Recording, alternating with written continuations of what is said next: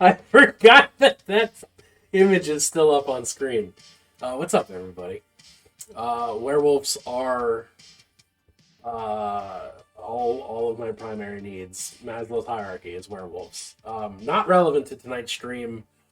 Probably. It's also daytime. I'm so thrown off. Werewolves are always relevant. Okay, I'll buy that. I'll buy that. Oh my God, more points. More points to Zatoichi. All right, how close are we? Oh, we close. We getting close. Well, we're close to the optional point. To which I say, good luck. I have been wanting to do a D&D stream for a while. I have not nailed down what this format is going to look like. I think I'm just going to like share my screen and like work on whatever prep. Like I got a couple scenes I want to work out. I have an NPC or two I need to build. Yeah, we're trying things. I have no idea how this is going to work. I'm very likely going to be doing this again. But I just might not look like this anymore. But top of the hour, important to get started with. If you're one of my players, and I know one of you is, you watch the stream at your own risk. There will be spoilers. You've been warned. No, you can't level up yet. I'm just putting it out there. I know. This was the risk I knew. What if you show boobies for level ups? That's cool, but you can't do that on Twitch. So, like, maybe we'll discuss it. Right. So, basically, if anybody needs or wants any context for whatever I am talking about or writing or any of that, just shout it out in chat and let me know, because I'm gonna just kind of talk through. I'm basically gonna talk to myself out loud about how I'm planning to do some things. Here you were looking for something to listen to while you play the scrims. Claire, I gotta warn you. It's D&D related. It's this game related. I'm so like unsure of how I'm gonna roll this. Scrims is definitely Skyrim. Claire is deep in the Skyrim again. Because it's on Switch, right? Yeah, I'm so like uncertain of how I'm gonna do this. I have a fucking fidget on me. Just to really be there. This is gonna be chaotic because my brain does not do stuff sometimes, you know? Alright. It's a warning, but not for you. Alright, that's cool. I am worried about it then. Actually, are we just gonna show my whole display? Is that the plan? I think that's the plan. So, for context, my party is currently in... I am the DM here, which is why I'm preparing. My party is currently in this setting's astral plane, which is the sort of the space outside of space. It's the places outside the planes. If you imagine the world as a soup, or the multiverse as a soup, all the planes, or no, it's boba tea. Okay, let's look at it this way. So, the multiverse of Menace, my homebrew setting, is boba tea. The boba itself are the planes. The little tapioca pearls are the planes. And sometimes they bump into each other and pop. Sometimes they don't bump into each other at all. Sometimes they bump into each other and don't pop. There you go. Then the ice that keeps it cold. uh, this metaphor really falls apart. What is the straw sucking down the boba? The straw sucking down the boba is campaign 3.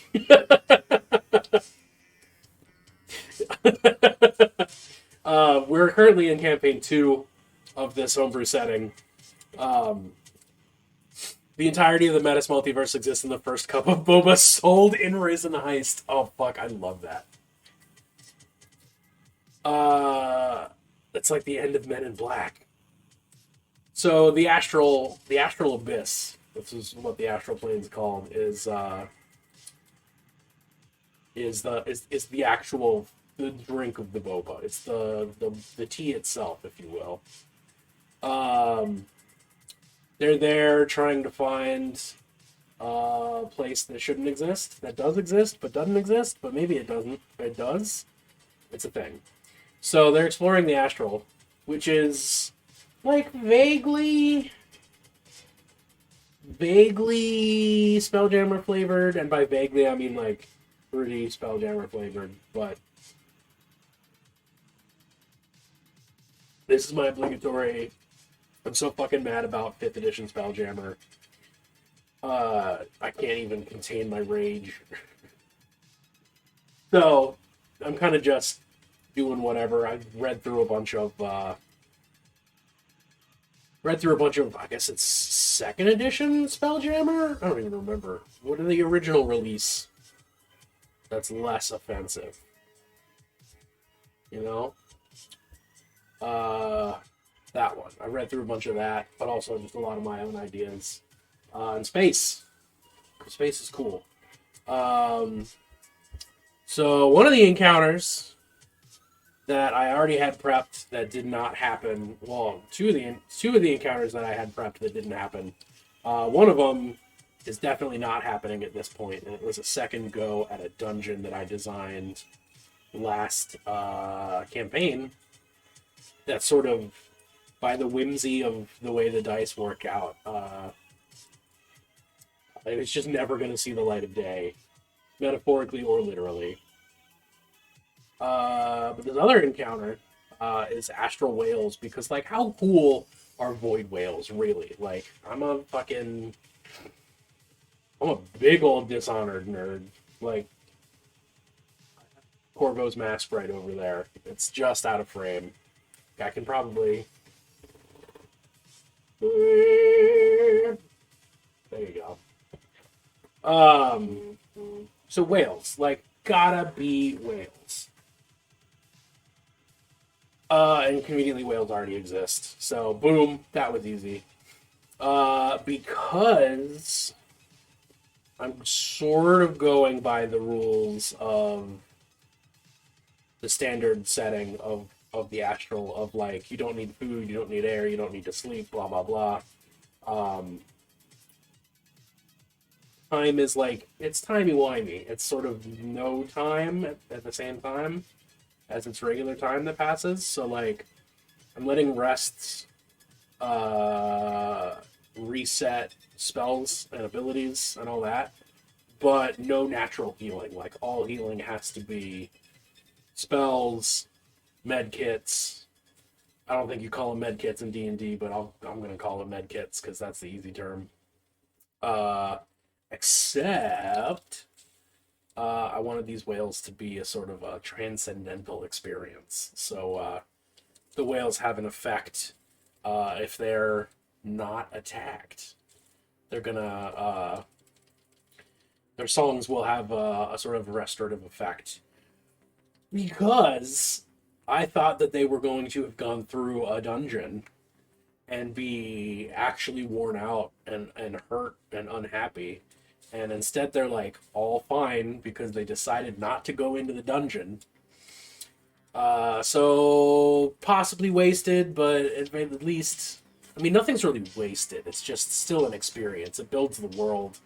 It says, hey, look, there's these big, giant, weird whales. So that's dope. The other two encounters that I wanted to sort out, definitely for today, and there's a third one I'm kind of chewing on, but haven't actually, like, even committed to text, as far as just like having a title. I have this.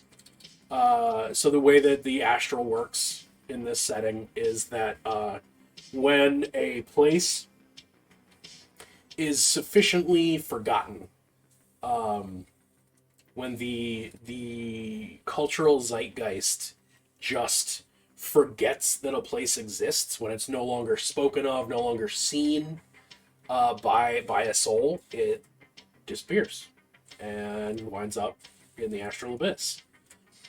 So there's the party already encountered a weird mausoleum that had a fucking vampire in it. And the vampire was all staked and like, bleh, but it was there.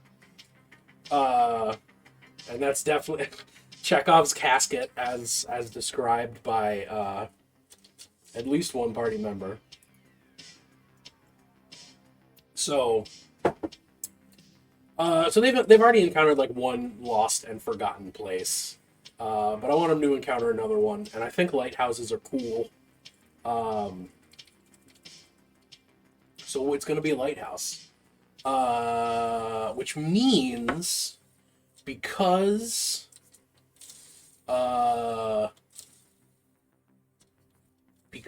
they haven't done as much combat and stuff as I thought they were going to have, I'm probably going to make it be an actual encounter. Because they didn't fight a vampire. They didn't go through a dungeon full of other stuff. So if they decide to go to the lighthouse, there's going to be something there waiting for them. So I have to figure out what it's going to be. And part of me giving this big long prologue to this is that I have no idea what the fuck it's going to be. Probably it's 50-50. So possibly undead, possibly apparitional, something like that, because they are in space. I'm going to mute real quick because I got to blow my nose and I don't want to be rude.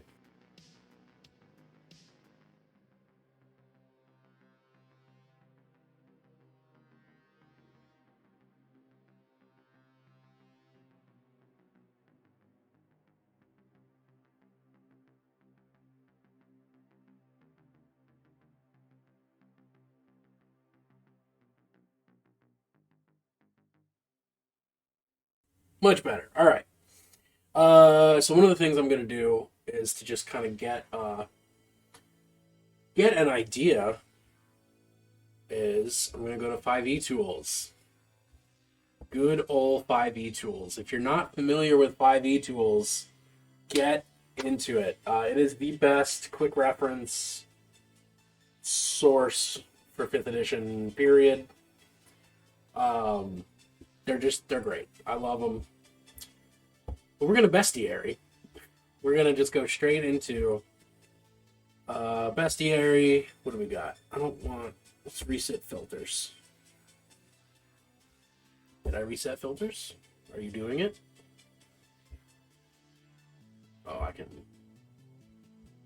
alter my encounter builder. All right. That's still correct.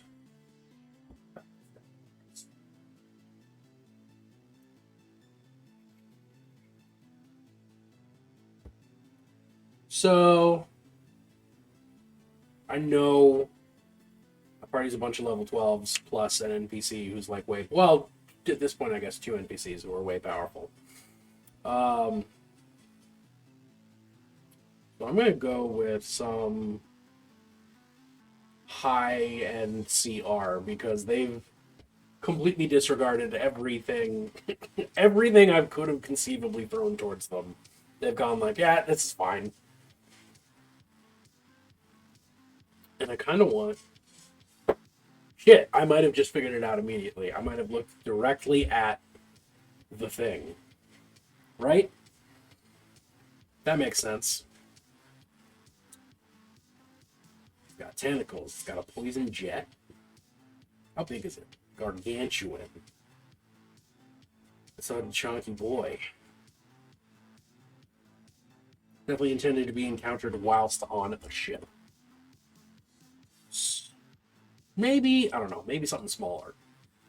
What is what is the name of the creature? A Nightwalker? Is that what it's called? Is that the giant? Yeah, it is. Oh, that's CR fucking 20. Putting a lurk on for me. Well, thank you, Ratsky. I appreciate it. You're a good and powerful boy. Yeah, so also very big. Watching at lunch, meat support. Sir, are you classified as human? Negative. I am a meat popsicle. I got water right here.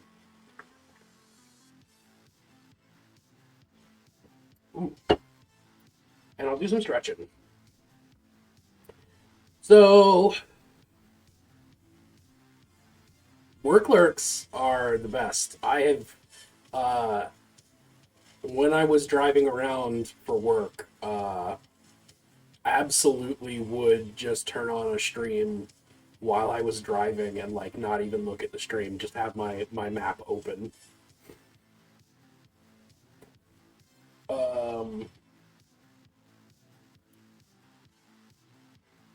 Right, so this thing is not going to fit inside a lighthouse. So that's part of it. Do I need to have an inside a lighthouse experience, or can I just have a creature?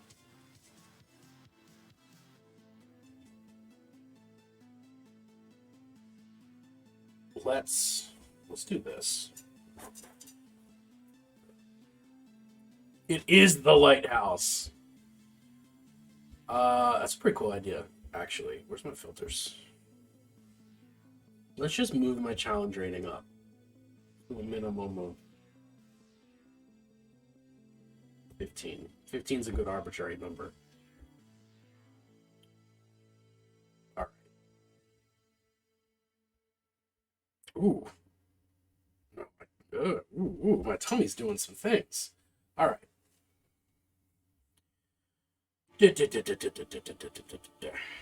Ooh, got a correspond worm. Oh, that's a big mean worm.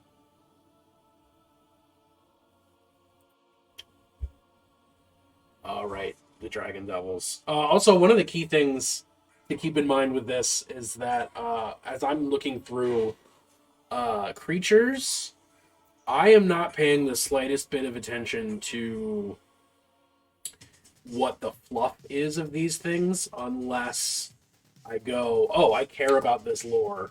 This lore is relevant to my world. Like, what I'm doing is just straight up looking at what looks like it would be a fun stat block to engage with. And then I will figure out how it exists in the world after that. Also, snap. I gotta be right back. I have nature calls. I do not have a choice in this say. I'm so sorry. I'll be right back. For anybody else who doesn't know my name, hi, my name is Bennett. I was about to call myself a skillful idiot, and honestly, I am a really scared baby. I do not like this. I'm sorry that you're probably gonna die. It's okay, as long as I'm entertaining. Well, I can put my... That's a big cow! I could be debasing myself for credits. Well, you do that by participating in capitalism, my friend. Well... And if you found this channel and you're somehow in favor of capitalism, I beg you to reconsider either watching the channel or being in favor of capitalism. Come on down to Rick's Meat Emporium. It's not cold, it's not fresh, but boy howdy, it's meat. Until next time, think about what you did to deserve this. Good or bad.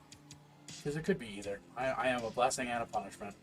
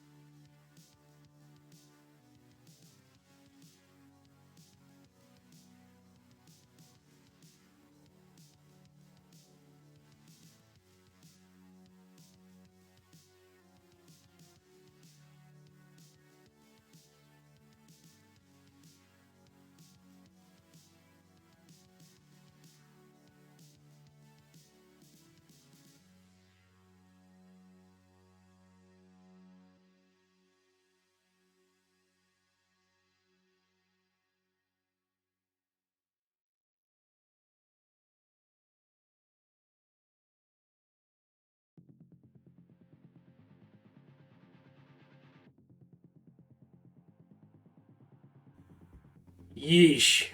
Sorry about that little impromptu involuntary break, y'all.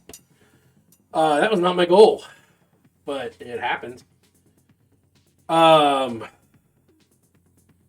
I was saying, when I'm looking for an encounter, I'm looking at stat block. I do not care about the lore of a creature. I don't even really care about creature type. Obviously, I am swayed by art because I love pictures of monsters. But, like, I'm really just looking for a stat block that I think would be fun to deal with.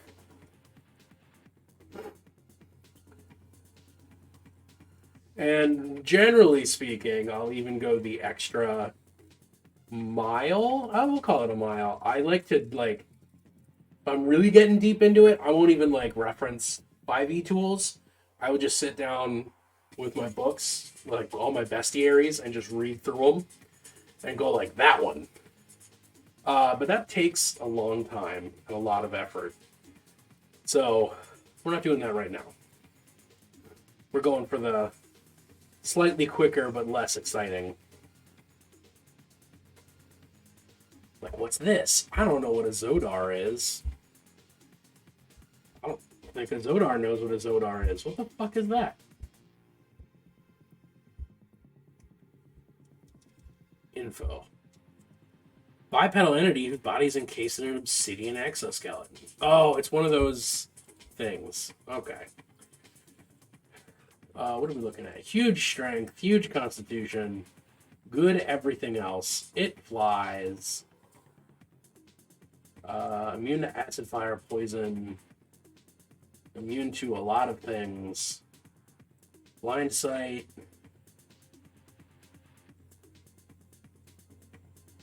Legendary resistance. Transport inhibitor. Can't be teleported or sent to any other plane of existence. Huh.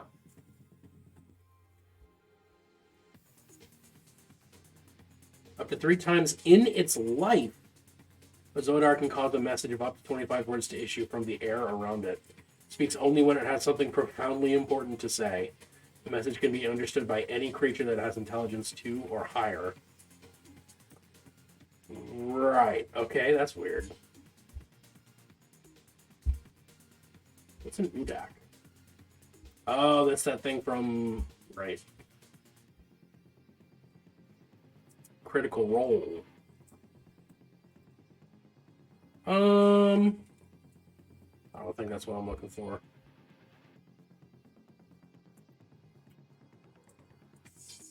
Looks like you're just finding new friends for us. I mean, yeah, partially. Sonia is like a giant Gorgon deal, right? Yes, she is.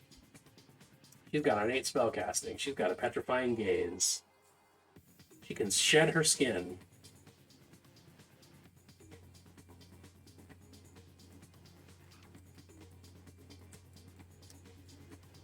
Yes. I mean, Gorgons are always hot. Oh, she's a mythic creature, even. Snaky hair. Snacky hair. Wait, what are the spells that she can cast? She can animate objects once per day. Lair actions. Briefly animates creatures that have been petrified. Causes spectral snakes to erupt from a point she can see. Nope, I did not mean to click that. Dominate Claire. I'll keep that in mind. And then we got a bajillion dragons. What did Solaria think, though? Sneaky hair, snacky hair. Snicky hair. Snimsna hair. What do we got? What's CR30? Tarask. Do they just want to see a Tarask out there? That would be cool, right?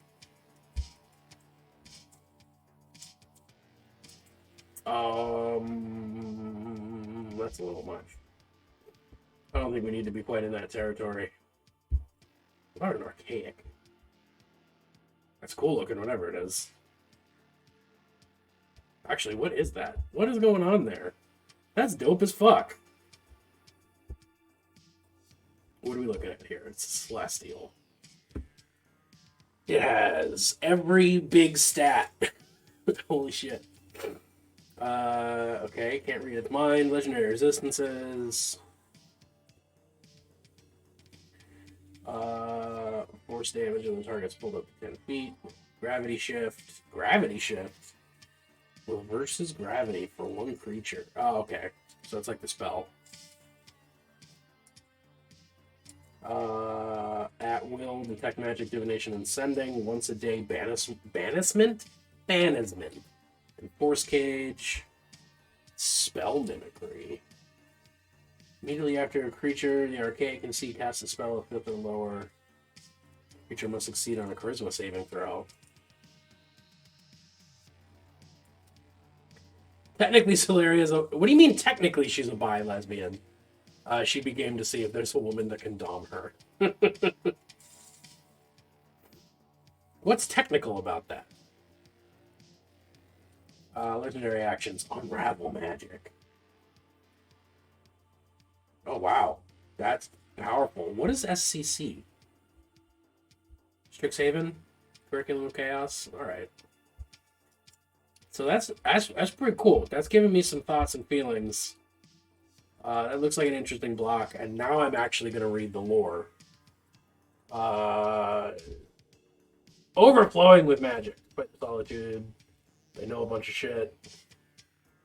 Archaics are the reincarnated souls of the oracles of Strixhaven.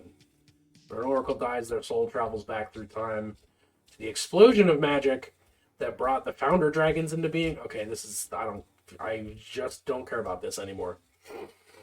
I like women, yeah, but dilfs, though. Okay, fair. I think but dilfs, though, is a pretty solid caveat to most things.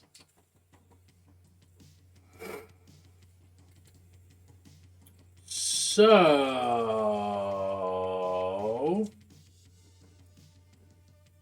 taking the what if it is the lighthouse idea, and also taking the this thing's big idea. Automize me assures that even women can be dilfs. Okay, I mean, yeah, that's fair. If there is a dilf in the world that's a woman, it's Autumn Ivy.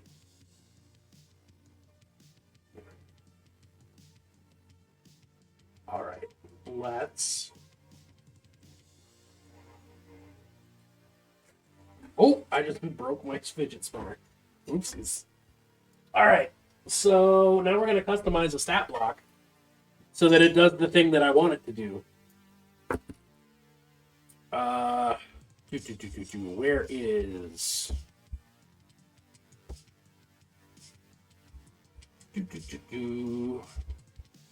nerdy stuff. RPGs. D&D, 5th edition. Stat block template.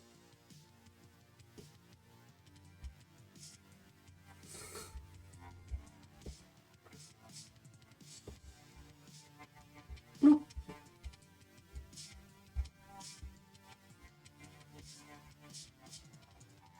I'm going to go straight to saving this as a different name so that I don't goof up on that. Campaigns, Metis. Campaign 2. I'm just going to call it Archaic.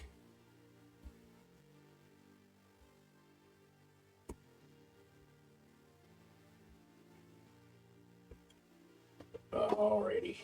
Where is...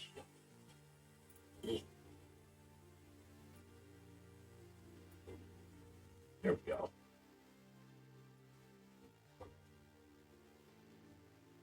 Well, it's not quite the shape I was hoping for. Alright. Oh. There we go. Okay.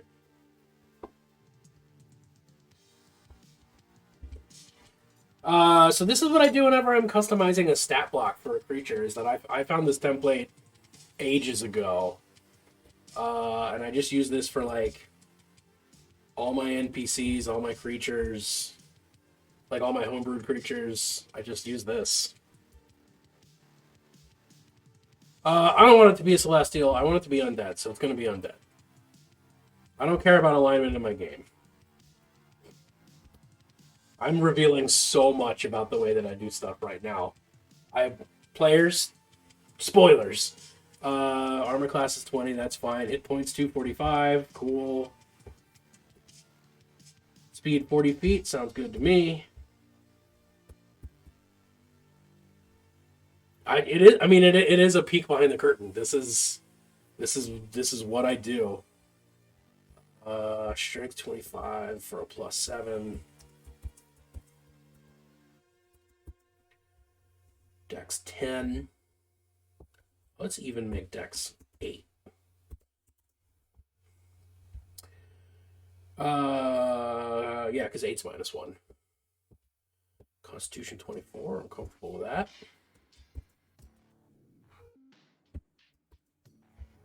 Intelligence. That seems a lot.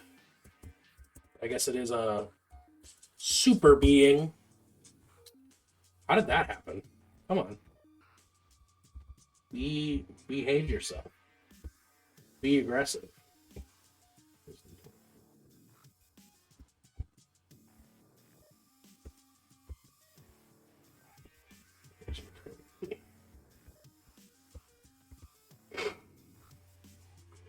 I broke my fidget my fidget spinner was cinema verite.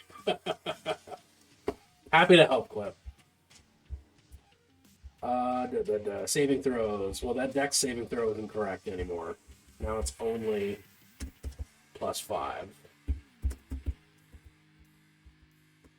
It's still +14. It's +13. Charisma. +11. Skills. Wow, Arcana +20 seems ridiculous.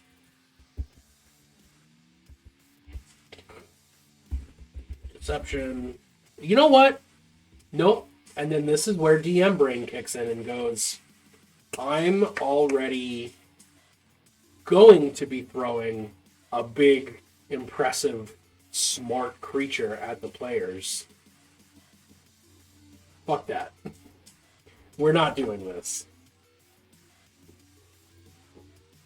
Don't save. I totally forgot. All right, backtrack.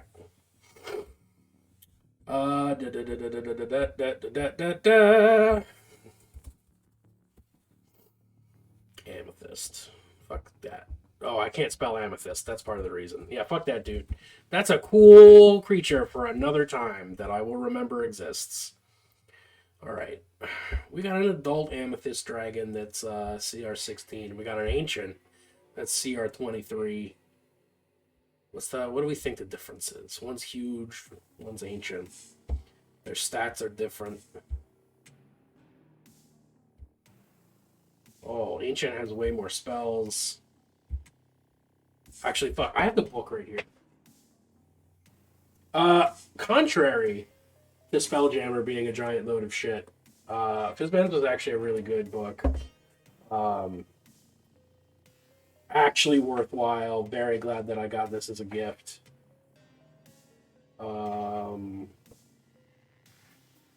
But it's easier to compare stats when they're just on a page and I'm flipping back and forth. So, oh, amethyst. I can spell. Amethyst starts the world, right? All right.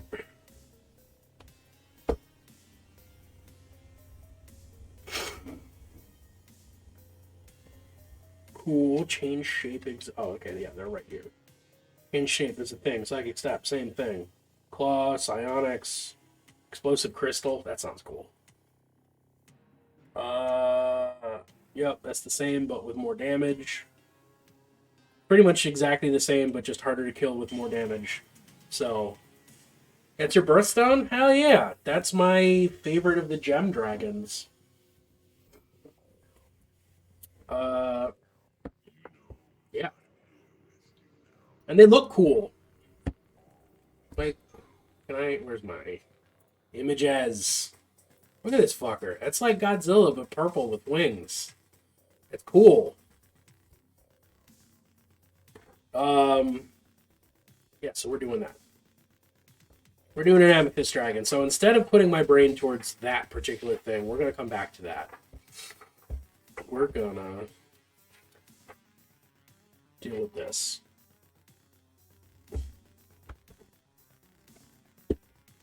Oh, man. Okay.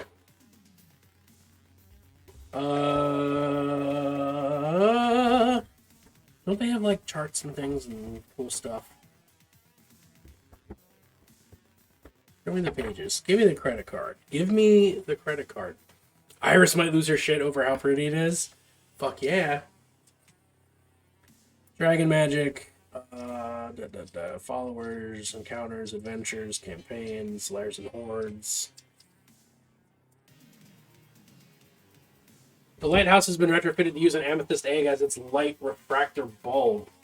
That would require somebody to do that thing. Which is not the point. The idea is not to populate the astral with a bunch of civilization. It's to have it be things that don't exist anymore. So the amethyst dragon is going to have nothing to do with the lighthouse. And never was in the first place. But I realized I was conjoining my ideas of lighthouse creature and dragon encounter. Didn't need to do that. So, we're not doing it. But Amethyst Egg as a light refractor bulb is pretty fucking cool. Alright. Kaboom, we're back here. Lighthouse we can come back to later. Does this book have just like a random dragon name generator? Because I feel like it should. Are they going to give me that? Also splitting your attention, so I doctor realize separate ideas. That's fair enough. I doctor realize separate ideas too.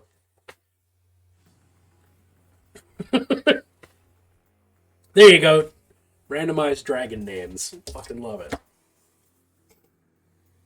I don't have any dice down here, do I? Nope, they're upstairs. We'll use digital dice. Well, no, and that's the point, is that, like, I intended them to be separate ideas, but I was treating them like they weren't. But I wanted them to be. Where's my phone? To do dice rolls on.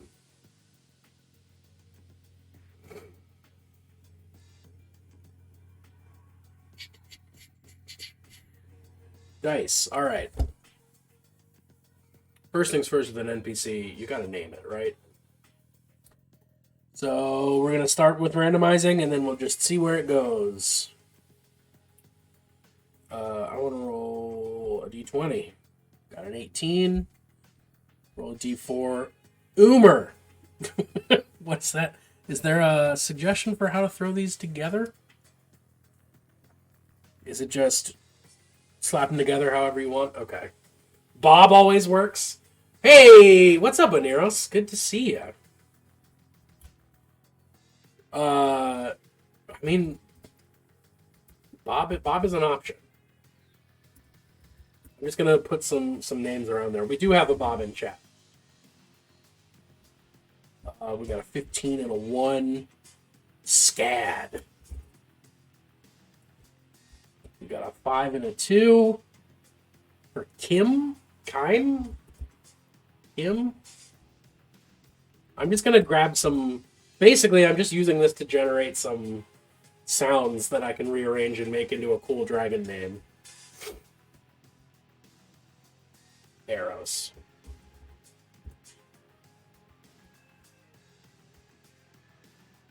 Oomer, Bob, Scad, Kim, Eros. Lurk shield off, yes. The name has been specifically referenced, so the lurk is gone. Now is active danger. Umeros.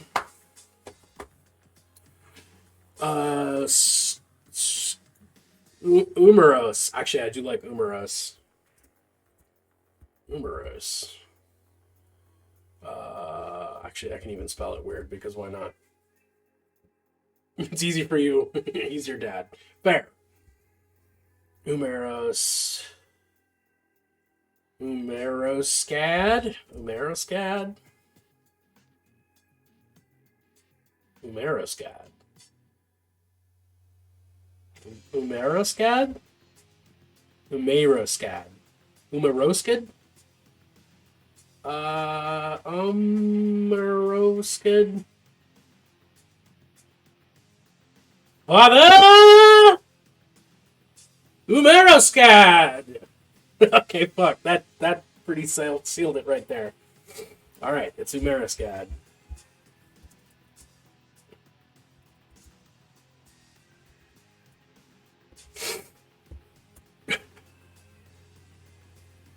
That was easy.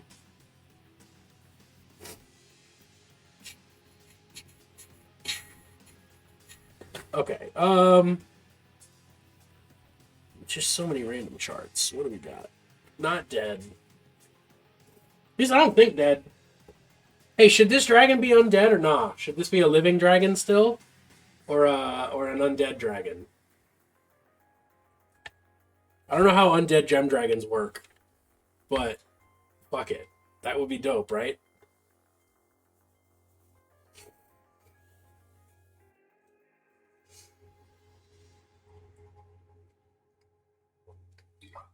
Oh, yo. Your cleric spell says undead, but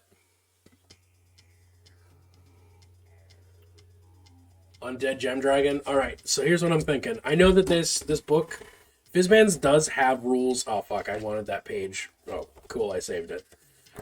Fizban's does have undead gem dragons. I think they call them shards, right?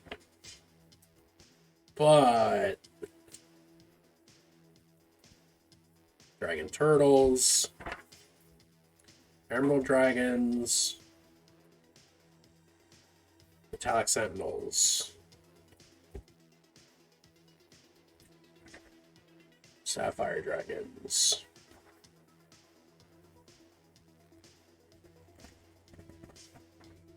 sea serpents. I can't get to the word shard. Undead but glitter. That's kind of what I'm thinking. Topaz. What the hell is that thing called? What would be an unpolished gem dragon? Like one that needs to go through a tumbler a few times?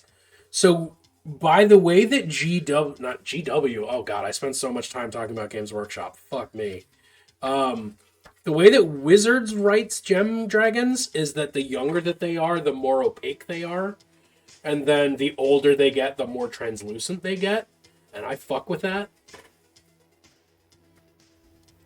Draconic Shard, that's what they're called.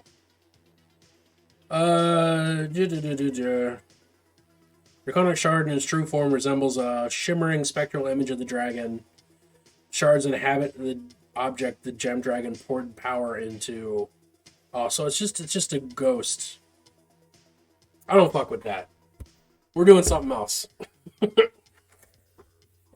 We're going for... Oh, I lost my fucking page again. Okay. Permanently invisible diamond dragon. I mean, that's the oldest diamond dragon. Yeah, it's just totally see-through. Aside from a little bit of shimmer when light hits it, you know? Because I don't think diamonds are actually invisible. Okay, so... I got inspired, so I'm going to go directly into physical description instead of working more on personality yet.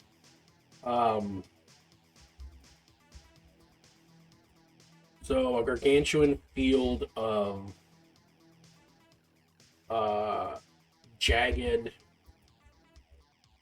amethyst. Jagged amethyst chunks. Boulders? Boulders.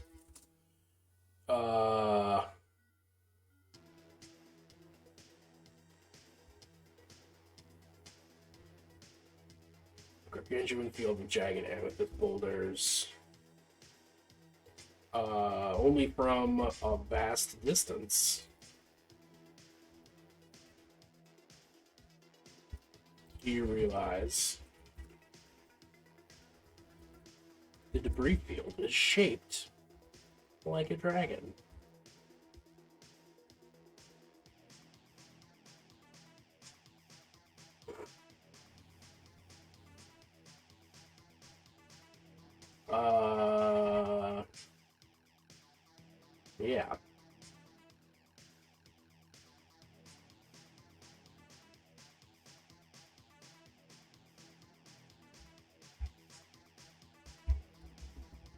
vaguely like a dragon.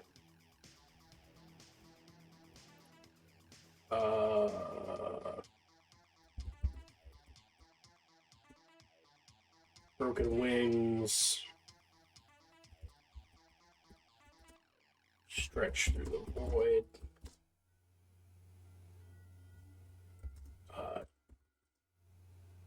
Jagged scorpion tail? Well, I don't know. Scorpion. What's segmented?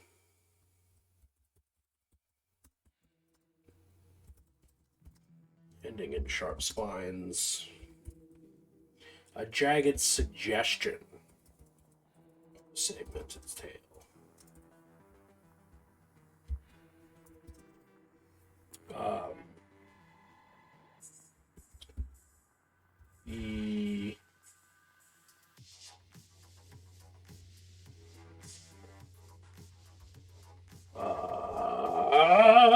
The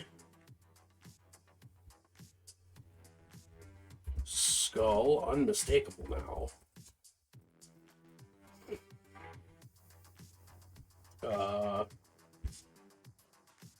Is hollow.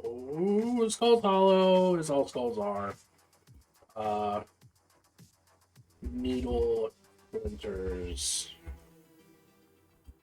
hang in invisible gums.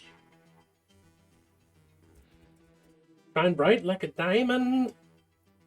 Yeah, no, we're gonna get there. I got that. When it wakes up, it's gonna like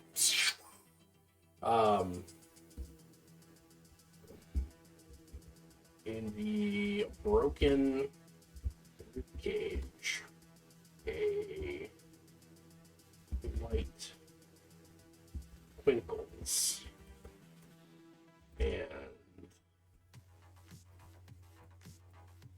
pulses.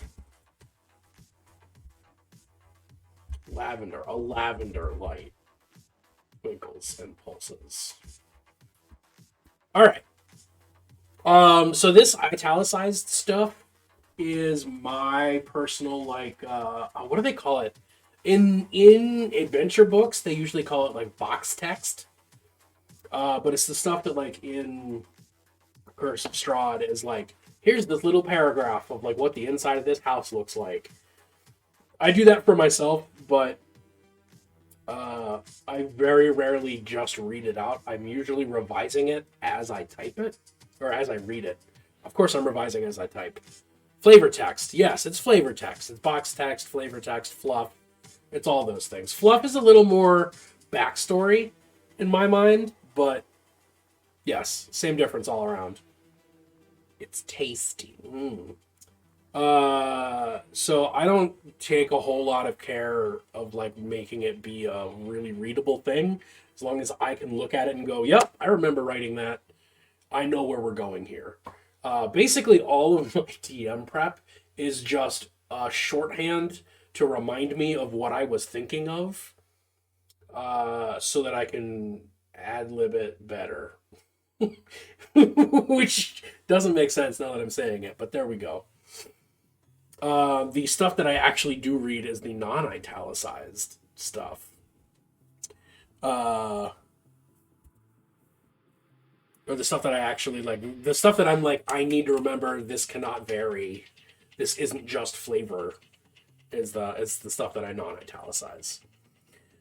So, I know it's an undead amethyst dragon. It's the spices you add to the meat and potatoes. That is a good metaphor. Amethyst dragons. There we go. Oh, no, wait. But I wanted to go back. Okay, now I'm actually determining.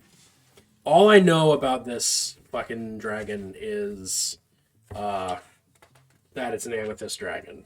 I don't have anything else figured out yet. So now I'm actually going to, like, think about who this character is. And conveniently, Fizzbands has a bunch of weird charts for, like, mannerisms and flaws and secrets and things. So I'm going to figure it out. The Old Bay on the ice cream. You have to figure out how to make a diamond dragon cake. I feel like that's a lot of sugar glass. Like, Super crunchy cake. Very Great British Bake Off. Old Bay does go great on ice cream.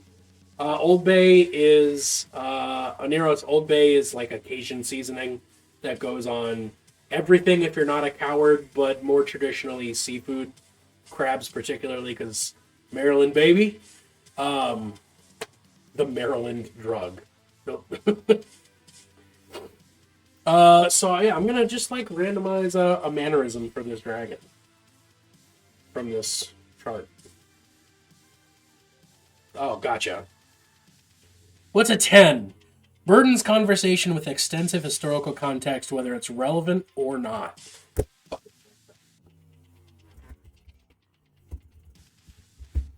Hella verbose. Takes time to spout. One day Bennett will do a giveaway and it will include a thing of Old Bay. Honestly, I'm amazed I haven't yet made myself an Old Bay emote. Okay, so yeah, so there's a local ice cream chain called the Charmery that does Old Bay caramel, like salted caramel, because Old Bay's like salty. It's fucking outstanding. Yeah, you can use Old Bay anytime you use salt. I use Old Bay instead of salt a lot of the time when I'm cooking for myself. And you folks be wild, but respect. I mean, fair. I can't argue with that at all. However, Buzz takes time to spout about history. On tangents. All right, we got bonds. What do we think a bond is? Do I care about that? Select information from the worlds of the material plane. Would love to visit another world someday. It doesn't really work like that in my sitting. I don't think I care about bonds. No, I guess I do.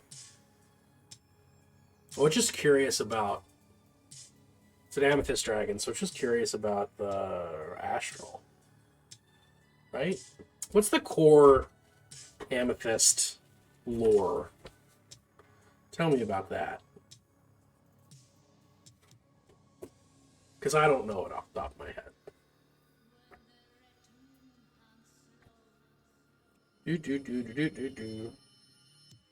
Not aspect of Tiamat. So that would be cool. Cosmological study. There you go.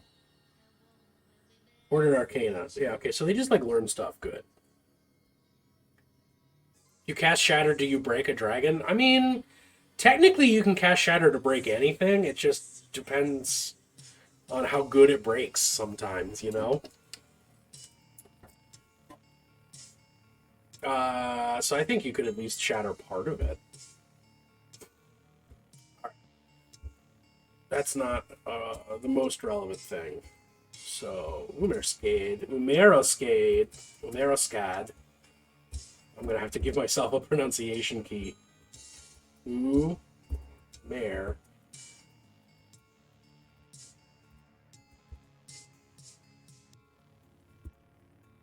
It is meta stuff.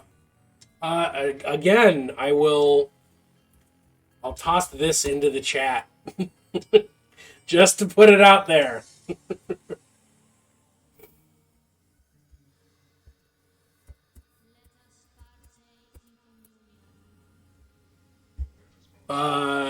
If you're one of my players and you tune in right now, GTFO, I mean, or don't GTFO and just be aware that there's going to be spoilers. Not worried about it. I'm sure that neither of us is going to accurately predict what any of us are going to do no matter what. So, it's fine. This is the risk I take by putting my crucial information out into the world.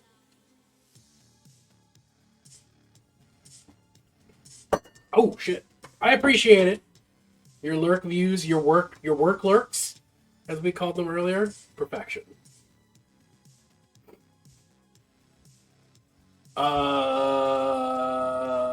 Chugga. All right, cool. Do I think Omeriskad is in the astral voluntarily or involuntarily? I think involuntarily. It's undead.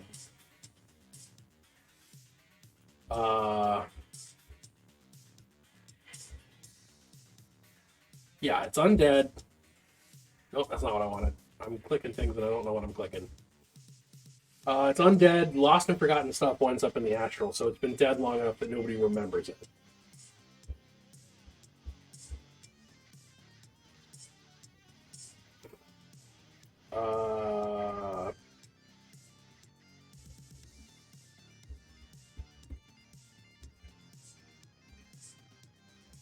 After all living people aware of it forgot about it.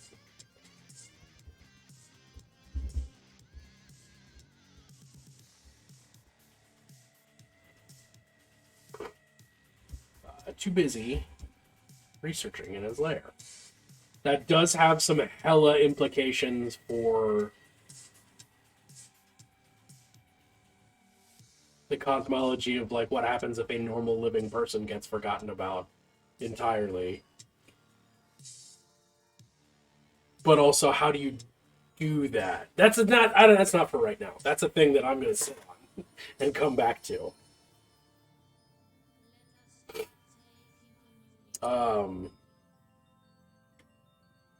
Busy soul searching in the lair. Hey, wait, what's the... This is a dragon... This is an undead dragon that is question mark old. It transcends gender. Ameriscat is non-binary, of course.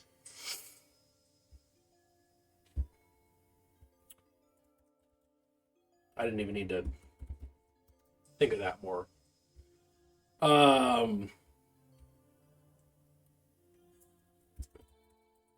Meditation, study, etc. All right. I think awakens from proximity.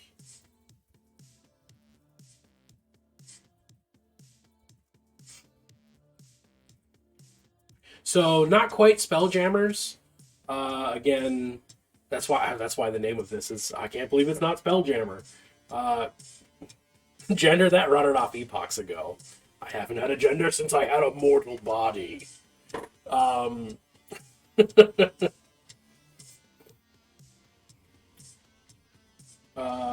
think proximity to a jammer.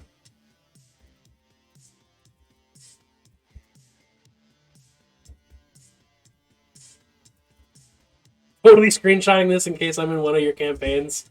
I mean, go for it. You never know. But also, howdy, Weasel Boy. How you doing? Thank you for tuning in. I'm not worried about secrets, but I am interested in flaws. What is a randomized flaw from this chart? What do we think? It's not a D20 roll. 7. Another dragon has sworn to find and destroy me. Well, that seems unlikely.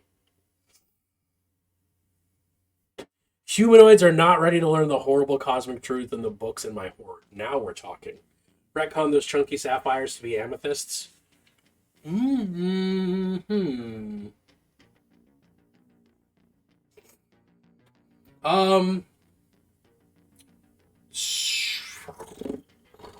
So I think I take things and leave IOUs. I think I'm not having it be literally amethyst. I think it's just amethyst-like. So I'm not worried about those chunky sapphires being sapphires or amethyst or rubies or whatever, because the context of those gems is that it's any given gem as long as it's properly prepared. We'll have that. We'll have the spell jamming ability. It's not specifically sapphires. It's just you've only come across sapphires. I say to a fucking player in my game currently. I named it. I'm not worried about motivations. I know it's motivations. It is undead. I don't need an adventure hook. I don't need an echo. All right, let's skip ahead. Personality trait. Let's give a random personality trait to Omeroscad. It's a D8. On a 1, Never so content as when contemplating the beauty and wonders of the universe. Constantly, this dragon has ADHD. Constantly distracted by the beauty of the astral abyss.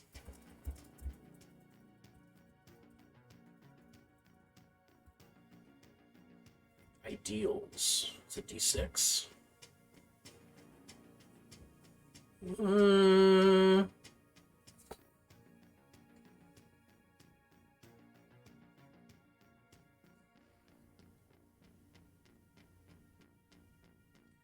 I'm a complex gem. I can constantly polish and refine my many facets to make the whole that much more perfect.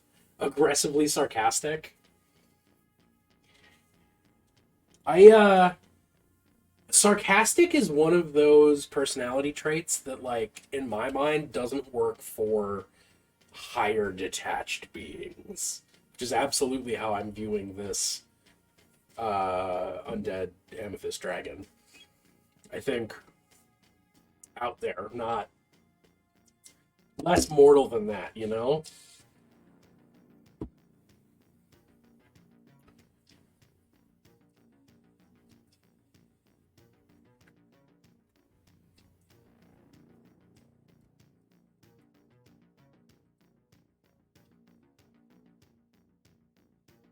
Oh, that's a cool idea. I want to keep that for another thing. Thanks, Fizzbands. Yeah, okay, so Ameriskad's out there. Ameriskad is in the Astral Abyss. Has not been conscious of how long they've been out there. They wake up when there is enough nearby ambient energy. Just a little bit of involuntary siphoning of power. I think they're confused. They want to know what the fuck is going on.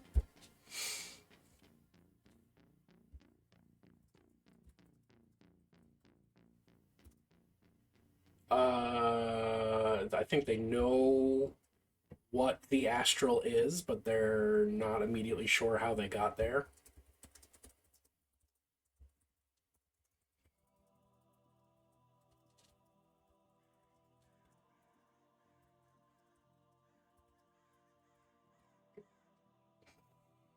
I think they're not hostile. They take the naps. Yeah. Well, they've been taking a nap for question mark length of time, I think. Let's go to the actual stat block of these things. Stat block. Spellcasting. Oh no, I'm going with ancient. Come here. Blink, control water, dispel magic, freedom of movement, globe of invulnerability, plane shift, protection from evil and good, sending. Change shape, psychic step, explosive crystal, that's cool. Lair actions, regional effects. Oh, regional effects. They have stuff on them from being stationary for so long. They are an asteroid field.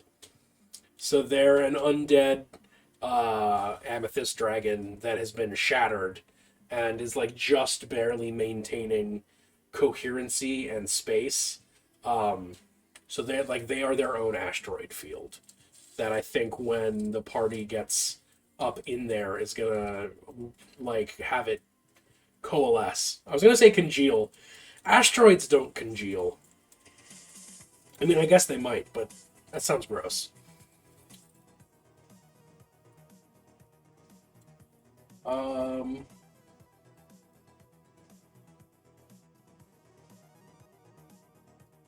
Yeah, I think that's how we're doing that. And I don't think it has any lair or horde or anything with them. because it's not here on purpose. So,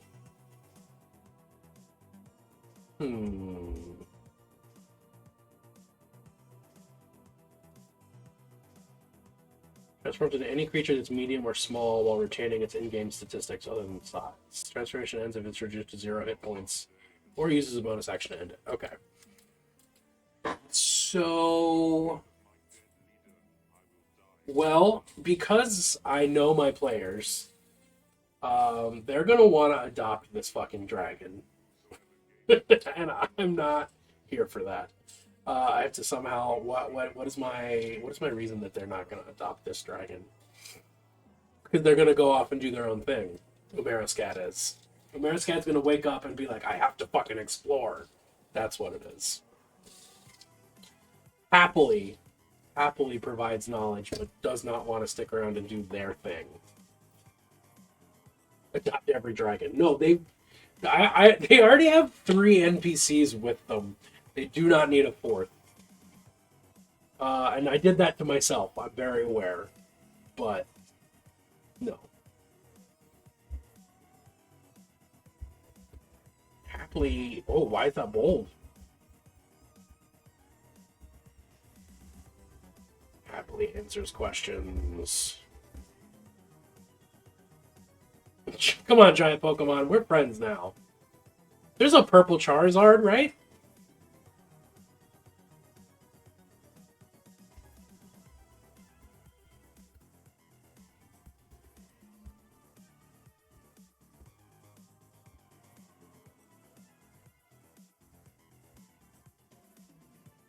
As a player, yes, I want to adopt a baby. As a character who literally worships capitalism and dreams of girl bossing beyond the sun, however. What if they want to go with the dragon? If they want to go with the dragon, then the campaign shifts gears. But I'm pretty certain that the current plot hook is strong enough to keep them moving in a direction. I'm pretty sure about that. So like the reason that the party is in the Astral Abyss right now is to find a city of fiends that shouldn't exist, that doesn't exist, but somehow it does exist because tieflings exist and other fiends exist, and there's a big a conspiracy down to the core of existence that this city exists when it shouldn't. Like the creator god is part of the conspiracy. So finding that out is sort of important. I think they're going to do that instead of going with the dragon. And I think the dragon just doesn't want to be there. Does the dragon know about the city, though? Yeah, I want to see it. See, that's the thing, is that does the dragon want to see the city?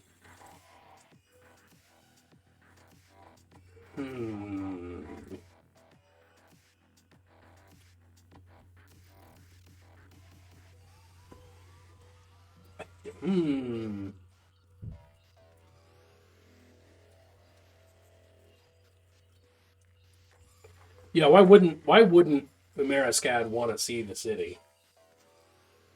And what the fuck would Umarascad do once they're at the city?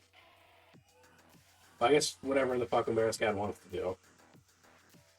I guess I am just giving them an opportunity to have another NPC friend. And now the party has a dragon.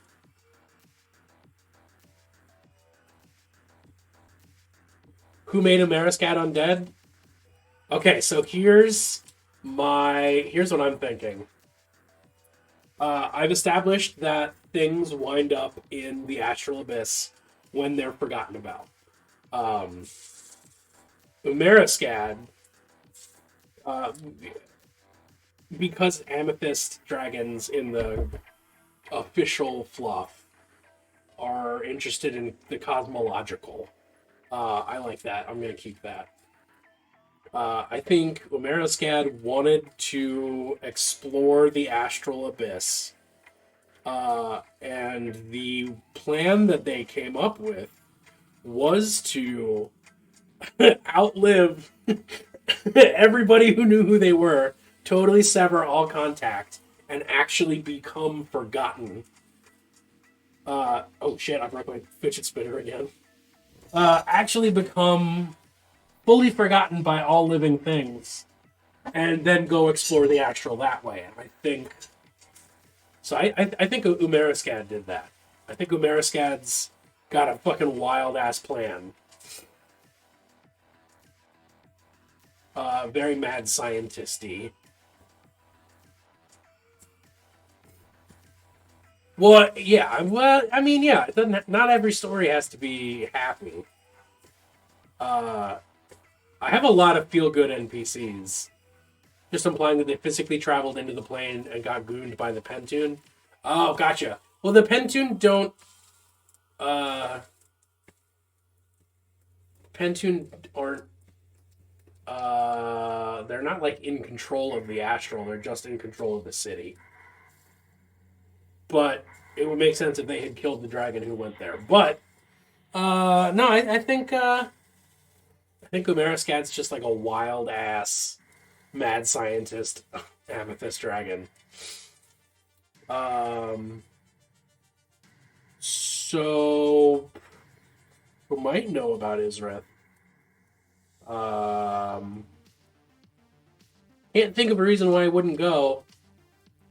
So I guess.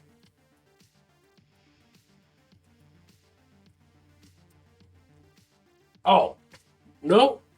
Wait a minute. I got it.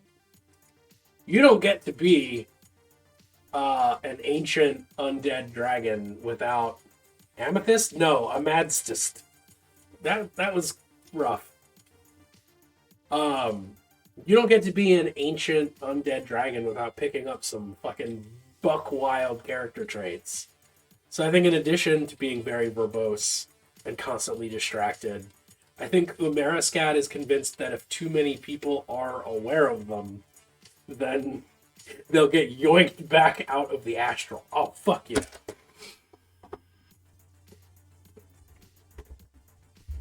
Can't interact with too many people, because being remembered would pull them out of the astral.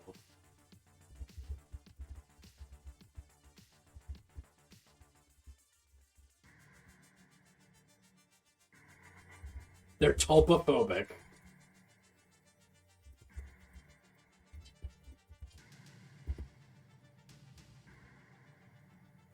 Ooh, is that the actual word for that?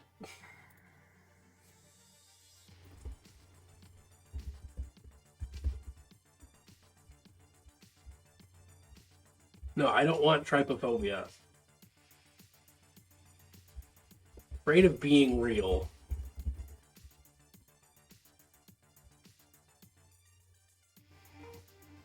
Okay, no, that's just other stuff.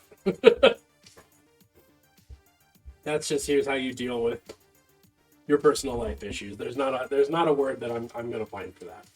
But I fuck with that. That's cool.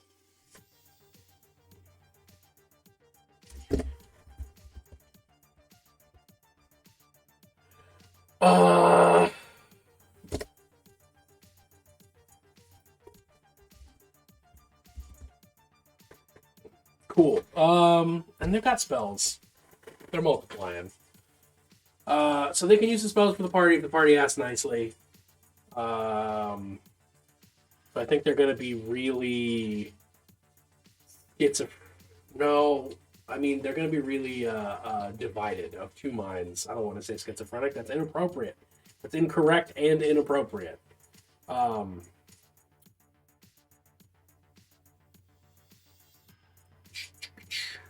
If you use the drink request, will I get you tissues? Yes, if you want to redeem Wifey's Thirsty for me to bring you tissues, I will do it. You are sick. You deserve it.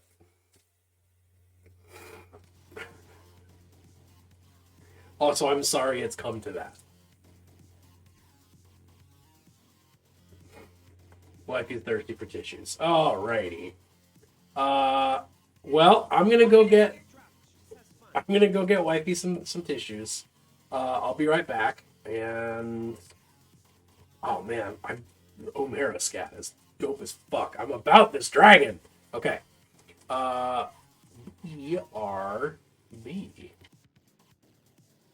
For anybody else who doesn't know my name, hi, my name is Bennett. I was about to call myself a skillful idiot, and honestly, I am a really scared baby. I do not like this.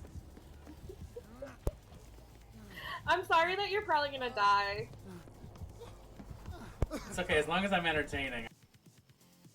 Well, I can put my. That's a big cow. I could be debasing myself for credits. Well, you do that by participating in capitalism, my friend. Well, And if you found this channel and you're somehow in favor of capitalism, I beg you to reconsider either watching the channel or being in favor of capitalism. Come on down to Rick's Meat Emporium. It's not cold, it's not fresh, but boy howdy, it's meat. Until next time, think about what you did to deserve this. Good or bad. Because it could be either. I am a blessing and a punishment.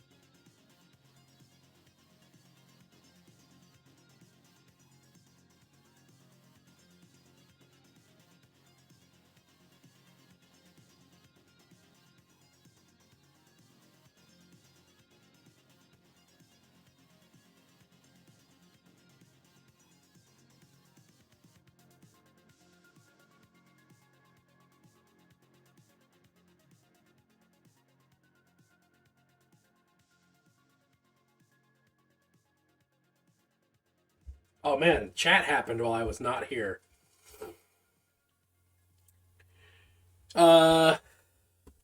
Yes, it is my fault that wifey got sick. I was sick over the weekend. Yeah.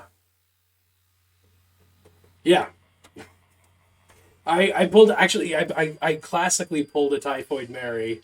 I was sick over the weekend and I cooked like every meal. So presumably that's how wifey got sick. Is Life Coach Rick and Meat Emporium Rick the same Rick? I think so. I think probably yes. Because the saga of Rick is not to be underestimated. The regular plague hit us too, not the special plague. 'Tis the season. It is the season, unfortunately. I left you to entertain yourselves. I'm sorry. Got a 1-day cold, but you usually never get flu or colds. Lucky you. It's nice. What we got? What we got? So, Umariskad, the undead amethyst dragon.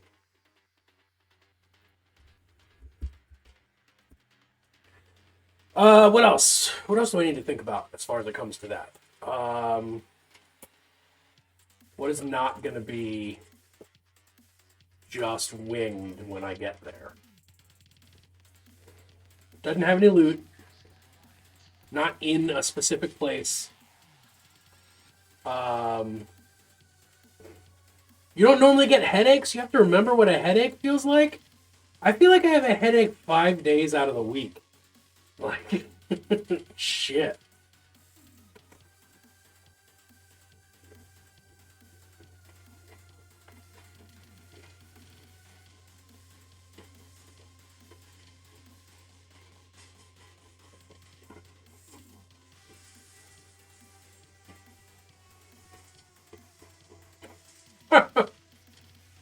Headaches are tied to your alarm clock.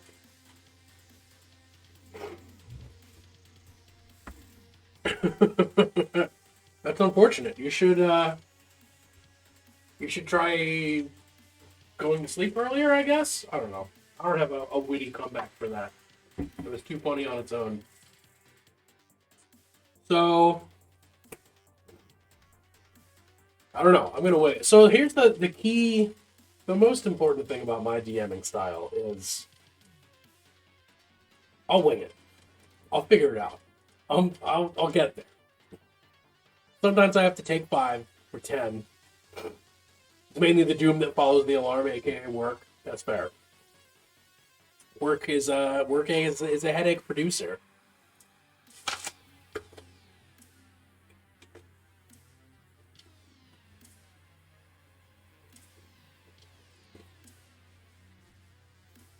Watching a modern Spelljammer campaign and someone threw a Nokia on the living ship.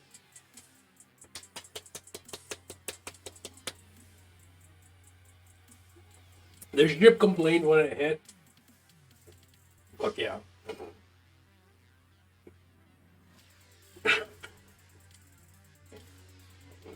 I like that. That's fun. What was I saying? All right, so excuse me. Enjoy just the bodily function ASMR apparently, because that's today's stream.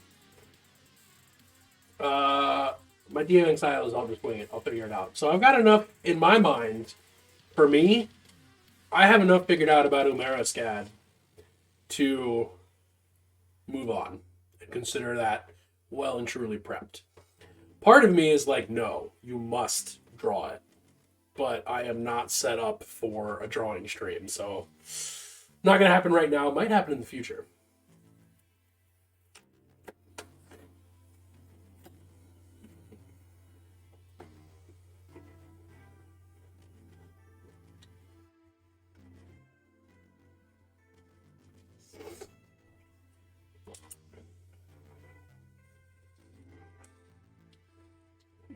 Which means I've got this encounter, the lighthouse, that I've got to figure out.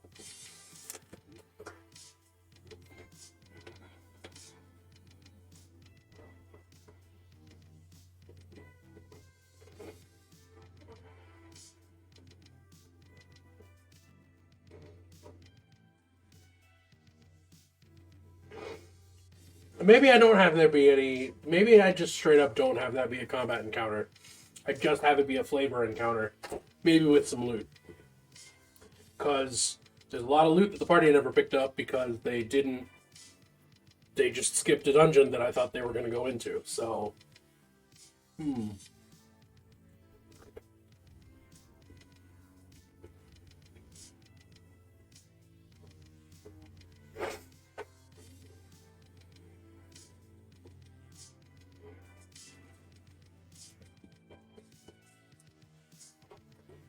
Sounds right. Yeah, I mean, that's part of the reason that I'm not super stressed about putting my planning tips out into the world, like my session prep, because like I never know what my players are going to do, and even if my players think they know what they're going to do, they're not going to know what they're going to do.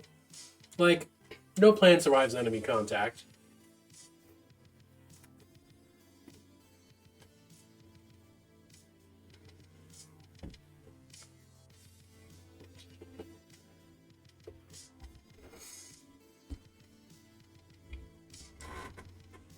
Your party skipped 2 towns because you were scared? You were scared of the towns?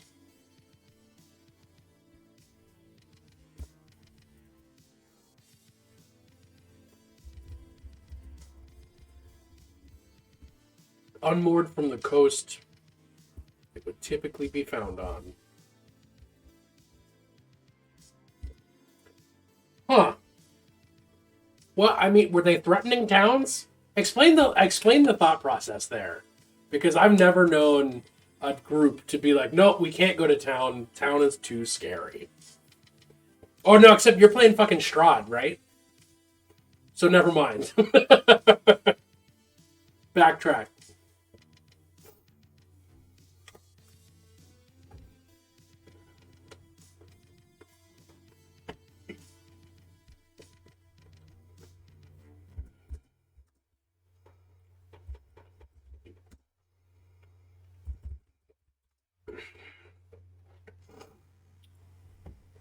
Unmoored from the coast, it would typically be found on a lone lighthouse. Greens the Abyss. Had a Shadowrun GM that never planned how to do the runs. He left that totally to the players. He was greatly amused by our weather balloon extraction from an arcology. Outstanding. I mean, it's doing Shadowrun like that sounds a lot like Blades in the Dark, honestly. And the one time that I almost ran a Shadowrun campaign, I was like, I don't know how you prep for a run instead of like without just letting your players plan stuff. So,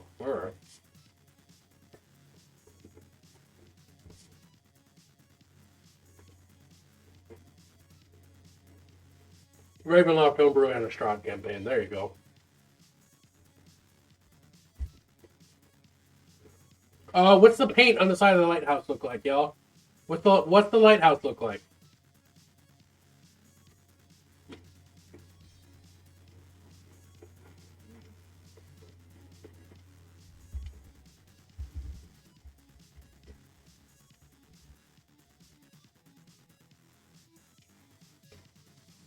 Your job as a Shadowrun GM is to call BS as needed. Let them A-team their way through the adventure.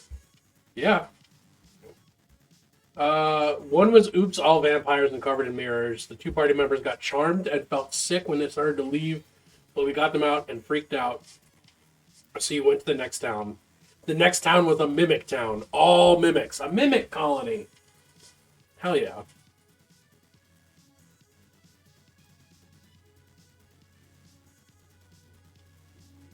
Were even the people mimics?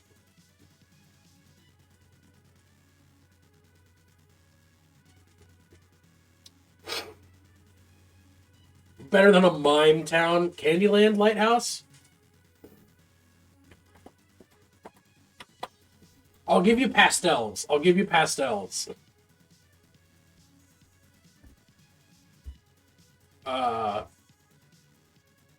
Spiraling. I want the mime town. Claire, can you explain the whole mimes are goth clowns thing in chat real quick?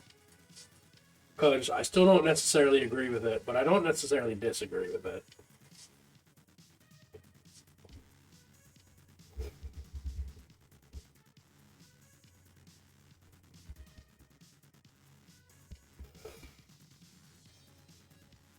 Is that the whole thing is just that mimes are goth clowns? That's your what's the reasoning? I want the taxonomy.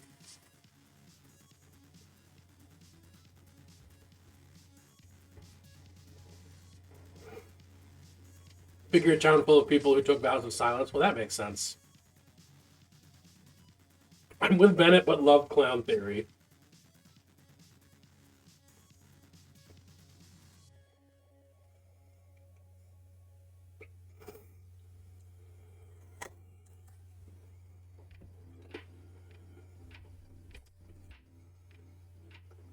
What are the Candyland colors?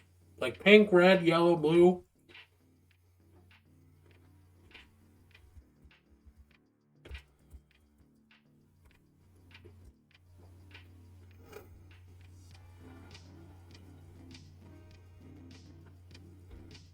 Green? I'm just going to say it's a spiraling pastel rainbow.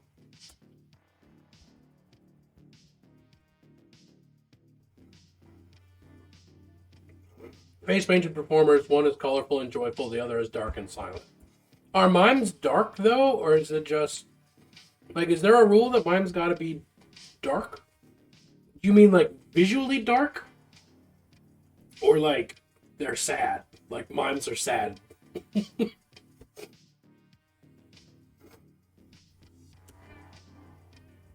Monochromatic. Okay.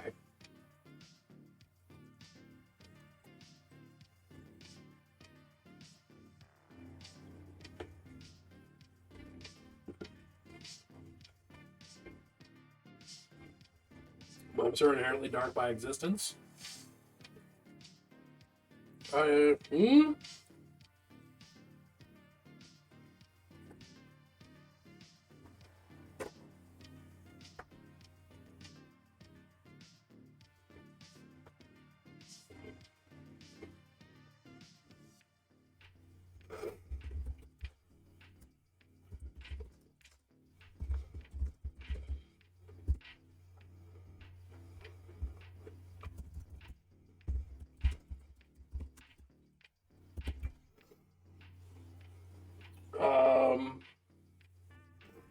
Pastel rainbow stripes.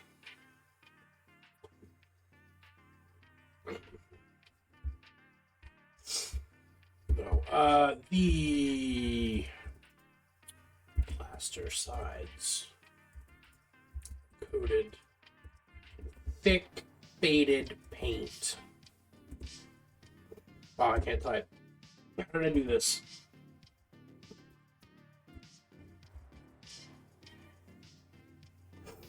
My only issue so far is you can have dark clowns that talk and mimes are characteristically not talkers. I mean, I think the key difference, taxonomically speaking, is that clowns are loud, mimes are not. And I think everything else is secondary. Though you can have silent clowns. So, I don't know. I just don't even know anymore.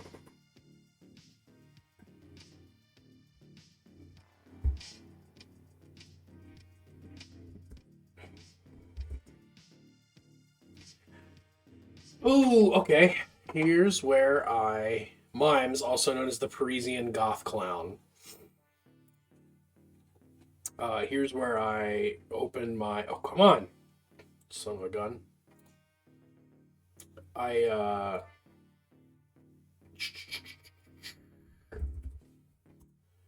open my Word document and look up things that I can't remember.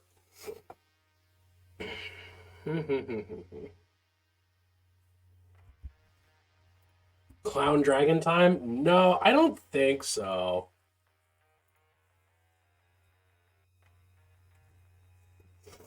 I'm just trying to decide. Oh, right. Oh, you know what? Let's backtrack even more, brain. What purpose does the lighthouse exist when there's...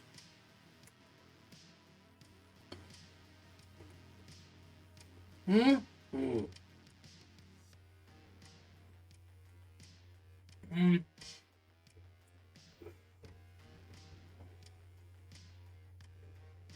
Well, what do we think?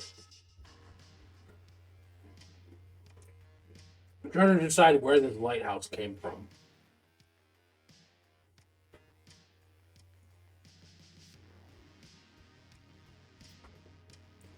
To determine what's written on it in what language.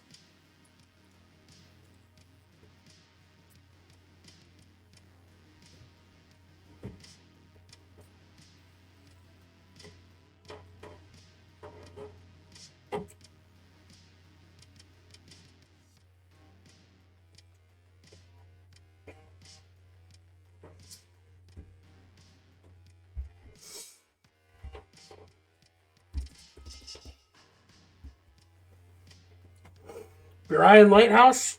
Alright, I mean, yeah, Burian Lighthouse works, but then it's not going to be Candyland. To scare away any eldritch entities with a lantern lure of a bigger one?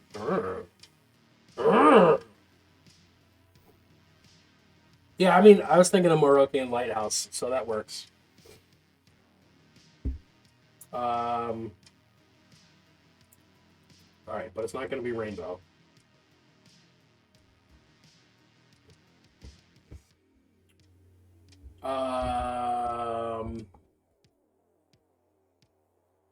Dull Gray.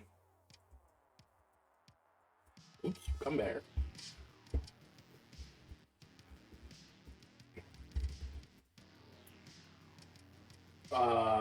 Lightly speckled with moss. You need sunlight to grow, right? Nah, no Eldritch Rainbow. We're I'm saving pretty much all of my Eldritch stuff for another campaign. Minimal Eldritch influences in this campaign, despite the fact they're currently in the Astral Sea. What am I looking up? Oh, how does moss work? What does moss eat? Does moss need sunlight to grow?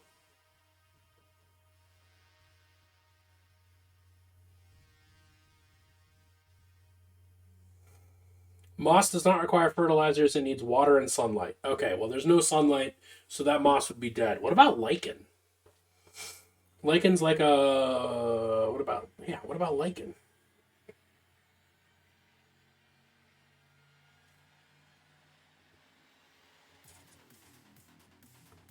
Lichens photosynthesize. Okay. There you go. And this is how I know half the things about the world that I know, is because I Google them for Dungeons and Dragons. Undead zombie moss? Ooh, we got a possibility. Fungus, yeah. Well,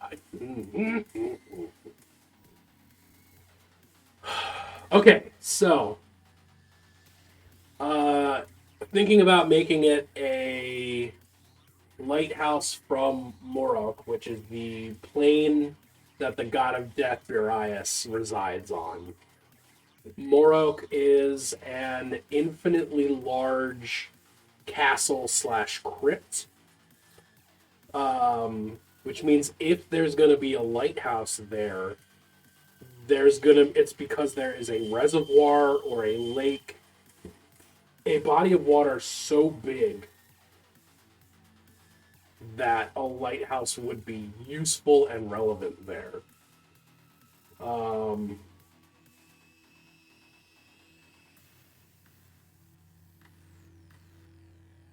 Probably is going to be made of the same stone that makes up most of the plane.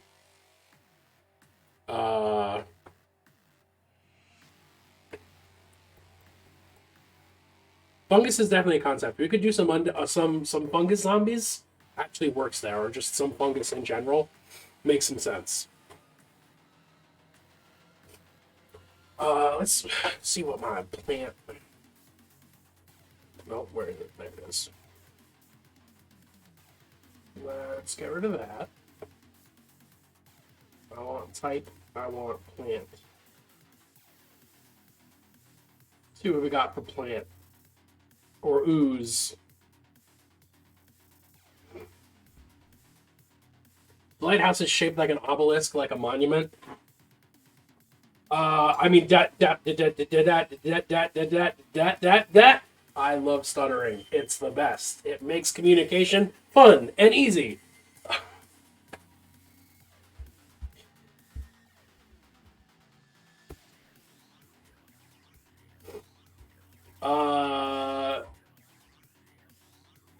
Cool.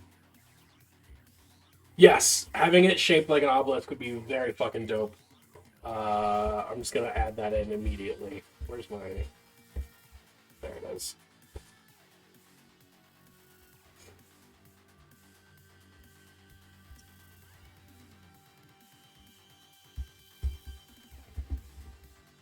Stone Maroki Lighthouse careened through the abyss.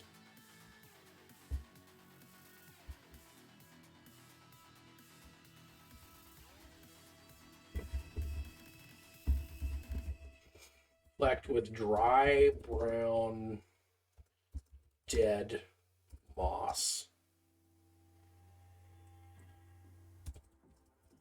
Makes up the obelisk-shaped tower.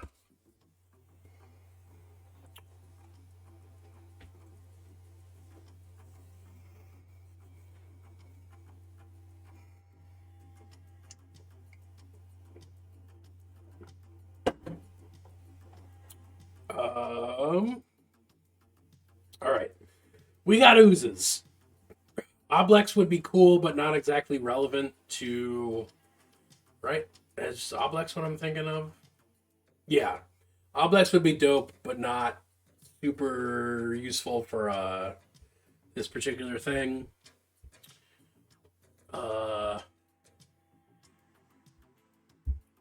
Black puddings are the ones that split? Yeah. Dragon Blood Ooze. Nagpa. That is a wizard. That is not an ooze. Regenerating Black Pudding. Man, there's not many oozes in this game. I'm kind of surprised we don't have more oozes. I should fix that. Huge gray ooze. We already had some enemies recently that corrode metal, though, so that feels not particularly important or relevant. Let's look at plants, shall we? What about a body taker plant? I know these things because they're pod people. Again, there's not much civilization out here, so that wouldn't make the most sense. Corpse flower doesn't make a whole lot of sense. Carnivorous flower would work.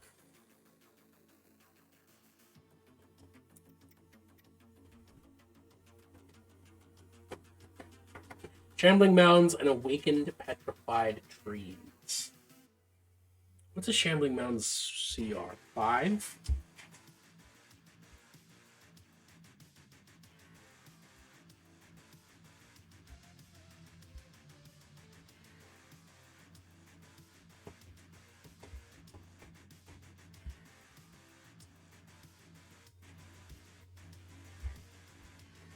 Where is the...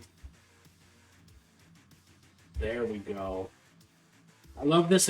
One of the reasons that I love 5e tools is that they've got this cute little slider on the monster stat blocks that you can just like say, oh, I want a challenge rating 10 shambling mound, and it will bump all the numbers up and make it theoretically challenge rating 10. I don't think it actually is that balanced, but it's interesting.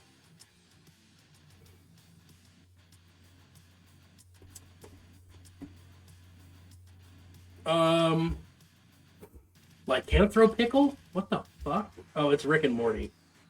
I don't need Rick and Morty in my life ever. Your Shroud campaign's getting sidekicks. You picked the broom? Okay, tell me about that.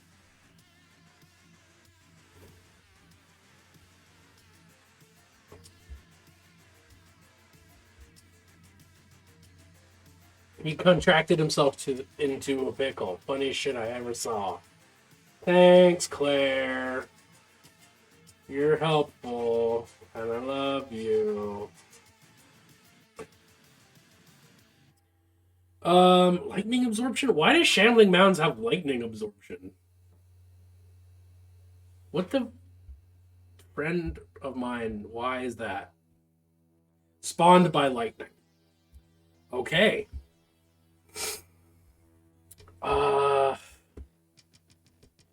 Maybe I... Okay. Let's just get back here. Dull gray stone flecked with dry brown dead moss makes up the obelisk-shaped tower. What if I just get rid of shaped and just make it a wood tower? At the top, at the apex, we haven't encountered the broom, but since it killed 2 players, I figure it's time to make an enemy a friend. Oh, that's good shit. At the apex, oh, what's my cool light contraption for the plane of death, the Dark Souls plane? It's a crystal skull. Of course it's a crystal skull. Etched with legitimately dead languages so lost that no known relative languages can be traced. That's pretty cool.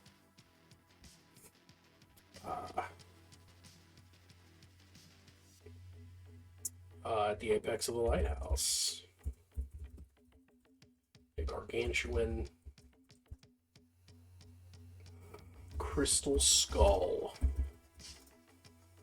rotates slowly and eternally.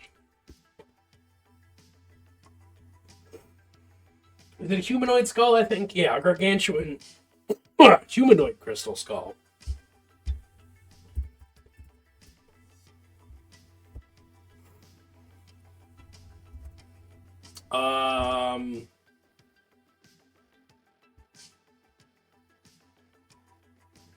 Giant crystal skull, but the lower jaw is replaced by a metal crown that generates the light the skull reflects. Hey, now we're talking.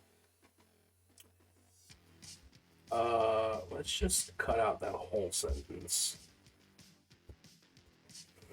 Dull gray stone flecked with dry brown dead moss makes up an obelisk tower. To be fair, anytime wolves show up, the party gets almost TPK'd.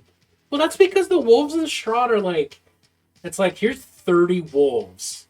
Enjoy. Like, that's because pack tactics are so, it's such a good, like, oh, you want every single enemy to always have advantage?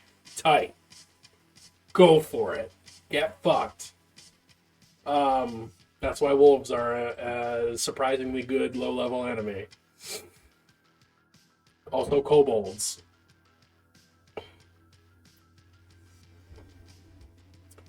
Dull gray stone flecked with dry brown dead moss.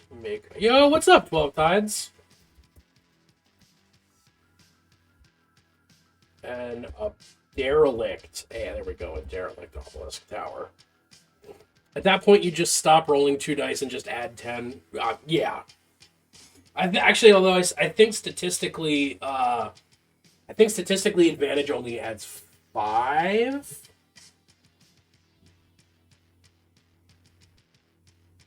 Nine wolves versus 3 people. That's rough. That's scary. That's bad. Wolves are why we get sidekicks. Makes sense. Tides, it's going great. I'm a little chilly. I'm a little sniffly, but I'm having a good time. We're doing some good brainstorming for D&D.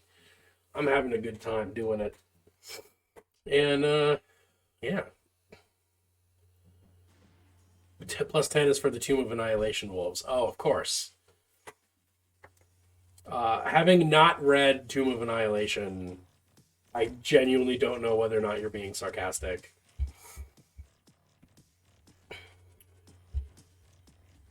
At the apex,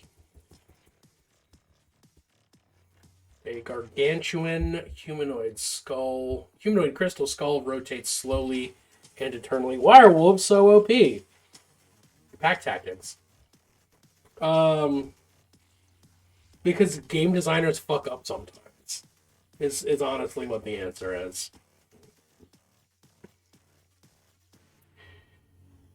And Wizards of the Coast, particularly. Who thought, you know what, they should fear wolves? I mean, the people who were like, oh yeah, you're a level 1, you should be afraid of a wolf. At the apex, a gargantuan humanoid crystal skull rotates slowly and eternally, amplifying the cold blue radiance emanating from within. Wizards of the Coast has never made a single mistake. Never once, ever. 12 Tides, I'm sorry. It's been fun, nor will they. It's been a lot of fun having you around. I'm going to have to ban you. That's just how it is. I'm sorry. But I have proof in this room that Wizards makes mistakes. Goodbye, Cruel World. No, I'm not actually banning you, just to be clear.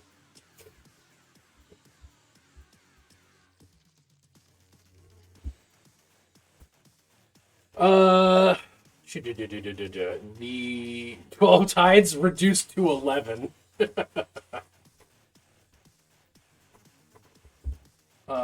The Watsy, stop holding 12 Tides dice over the acid.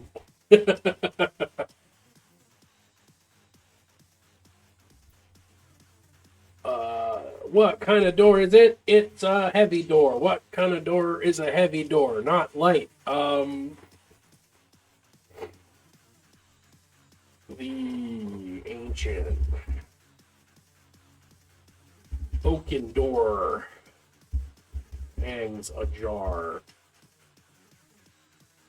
The same radiance emanating from within. Unpolished granite slab of a door. All right, I'll take that.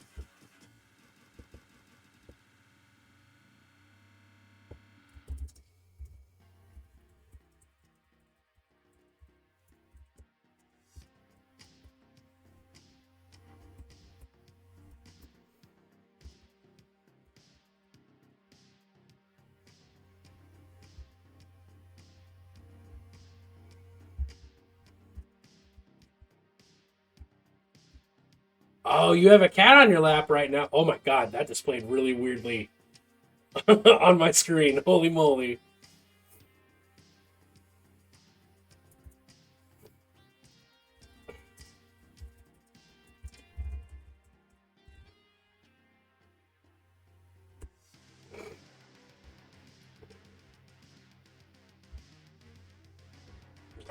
We're just gonna do that. Unpolished slab. Boom. Cat scramble. Alright, I'm gonna be rude and blow my nose again. I'm sorry, everyone. Oh shit, points to the thing.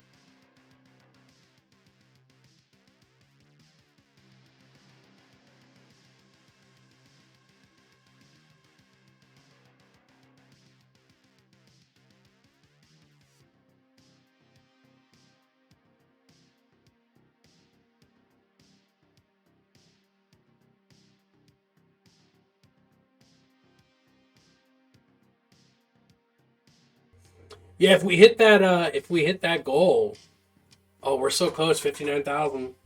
If we hit that goal, I didn't mean to pin that. Can I unpin it? No, stop it. Don't pin. Unpin this message. I don't know why that got pinned. If we hit that goal, I will paint a miniature blindfolded on stream. Like the Blind Samurai Zatoichi. Because that seems like a fun thing to do. I don't know how I'm going to do all the rest of the streaming stuff.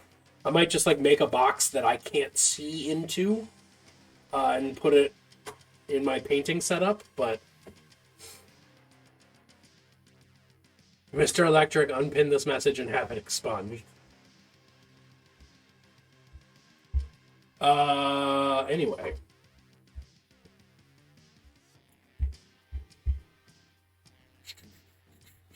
Oh, unpolished. It's an unpolished granite slab. Unpolished? Nah, it's unpolished.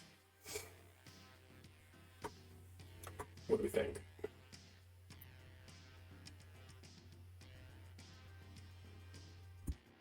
We're gonna go with inside. No? We're gonna go with inside.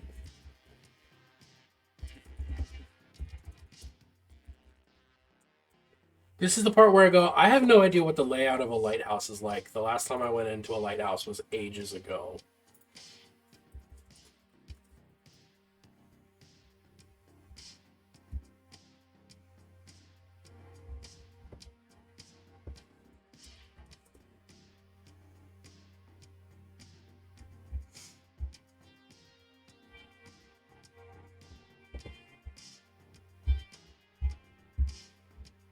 This is pretty comprehensive.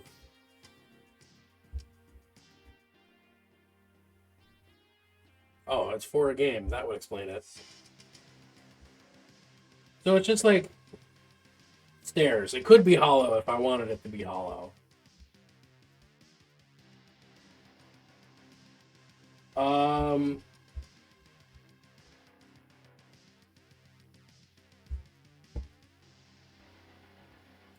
and it looks like most of them are. Depends on the kind. The one nearest to me is just a spiraling staircase with small landings instead of actual floors. That's kind of the version that I was thinking of. Especially because on the plane of death, you don't really need living people to man a lighthouse, you know? Like that, I don't think that's the case.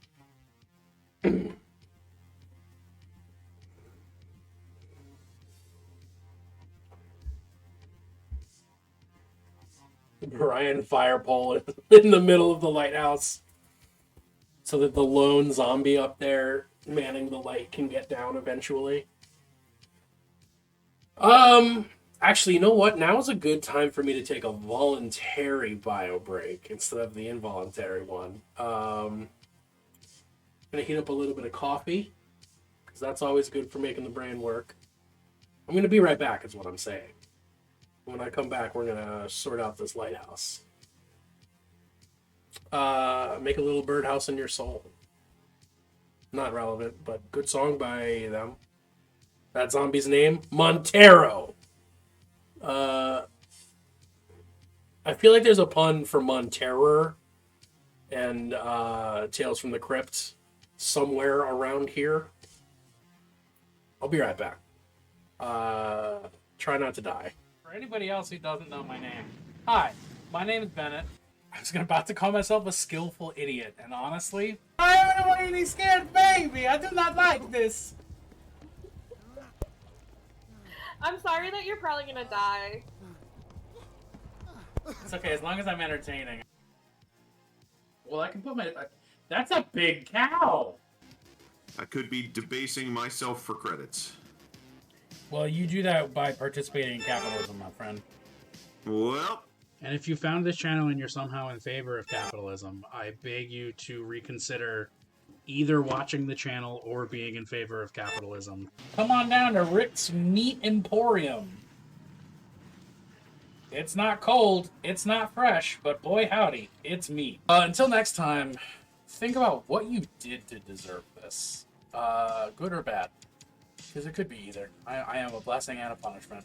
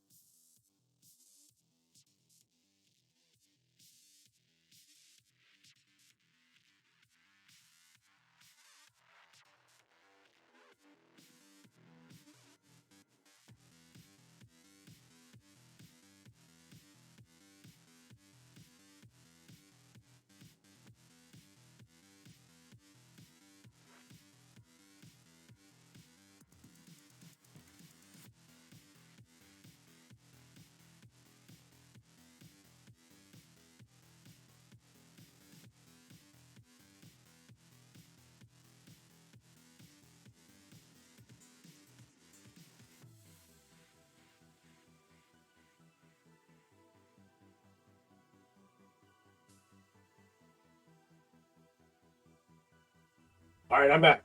Thanks for your patience. Inside the lighthouse. Angular spiral staircase, but they'll be squared off and angular. Because it's an obelisk instead of a cone. A cone? A cone? A cone? My accent is unbearable sometimes. What the hell am I trying to think? Stairs.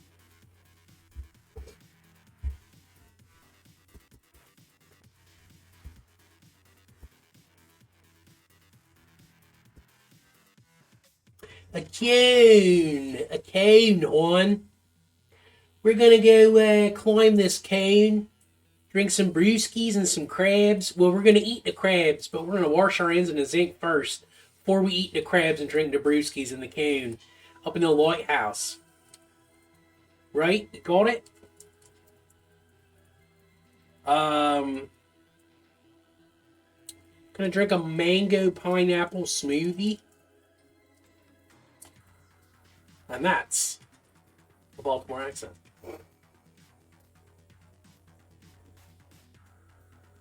So, inside this lighthouse, this is official. I'm making it explicit because I had this thought before stream, and I'm just going to put it here. I am putting a reference to a thing that doesn't exist in universe yet, and won't be official inside explicit info. Putting a reference to a thing that doesn't exist within the universe yet, and probably won't get touched on until campaign 3, but because I love to do shit like that, it's happening.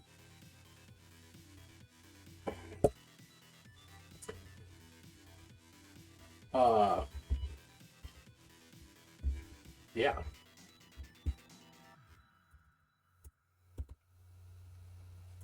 I wish I could type.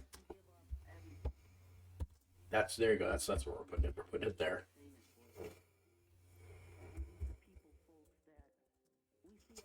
Top to bottom, the rough walls are carved with the repeating phrase.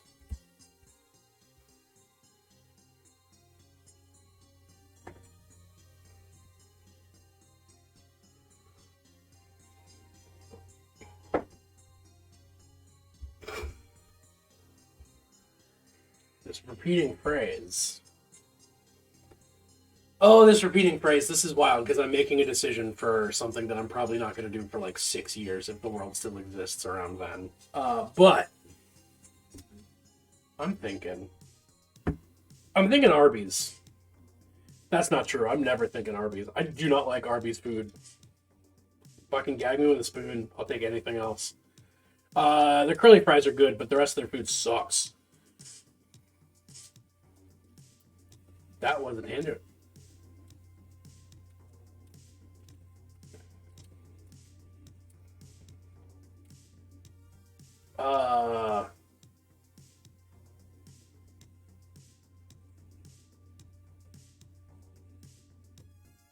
There you go. Okay, cool. So my phrase that is repeating on the inside of this lighthouse, carved roughly into the stone repeatedly.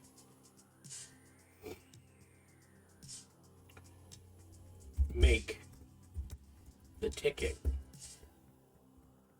stop.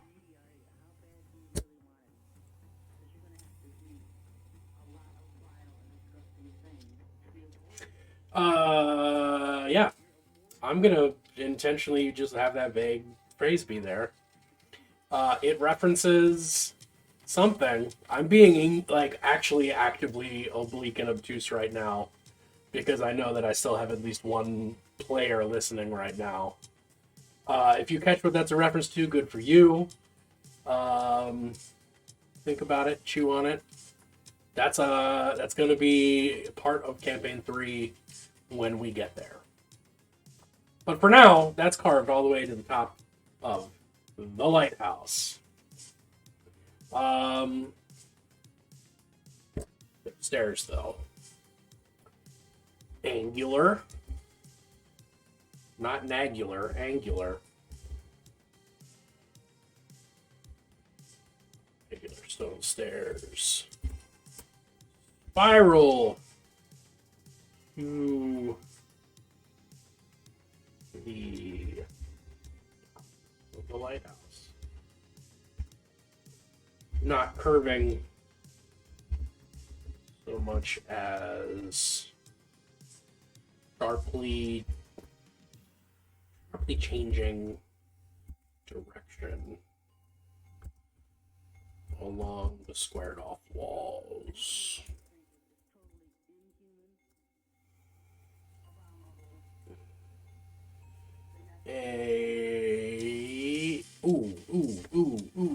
Okay. The source of the light in this lighthouse. Claire suggested it would be a crown. I think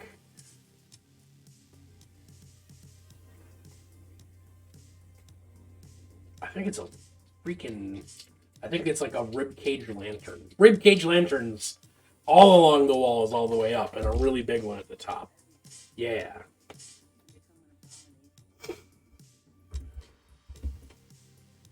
Sconces.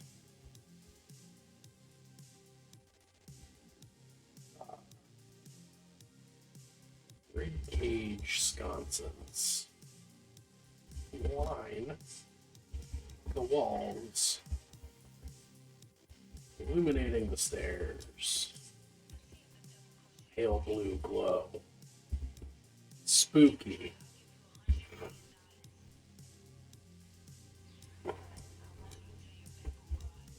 Far above, glow of the same color.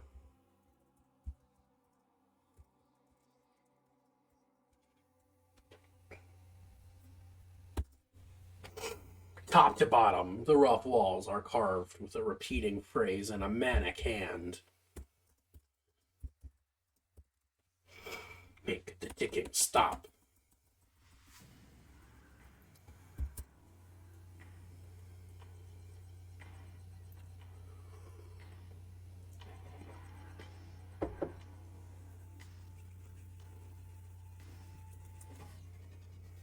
Where do I go from there? Do I put treasure in this lighthouse, or do I just have it be a creepy place? No, I have to do something. I have a rule that you don't make places that have nothing in them. I hate it when they do it in video games. I'm not doing it in my TTRPGs. If I make a place, something has to be in it. So.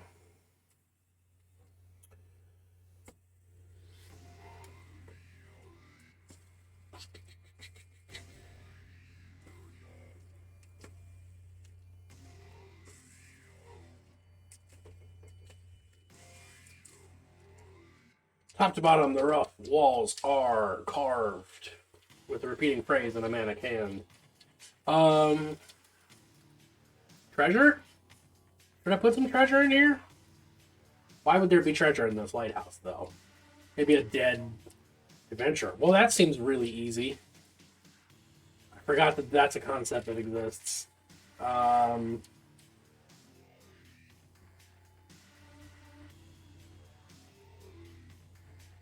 Oh, but actually, I guess the moss on the outside of the tower wouldn't be dead and brown because hunger doesn't exist, so photosynthesis doesn't need to happen.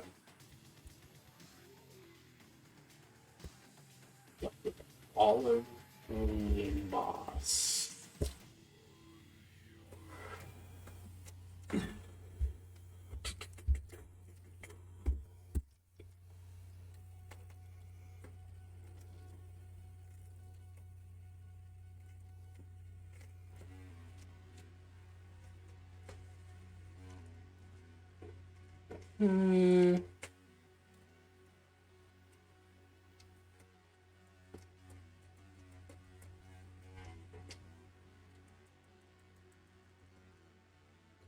Far above, a more powerful glow of the same color.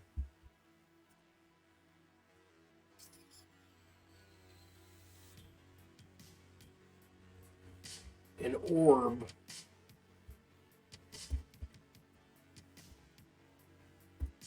A singular orb. More about glow of the same color. Floats gently wafting white smoke. That's spectral. That's spectral, baby. An orb. Yo, you gotta beware of orbs. Beware of orb. Hashtag beware of orb.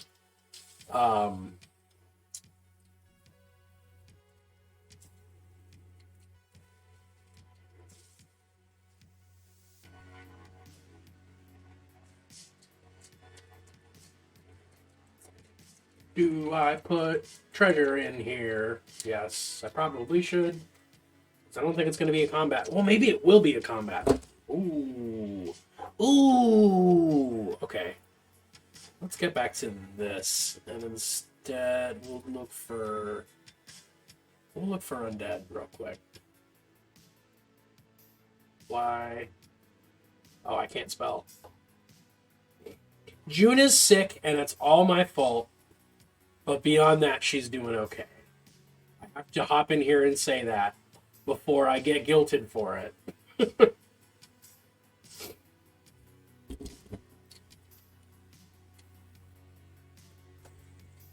Whoa! Dude, I'm just busting this thing. This fidget spinner it's seen better days.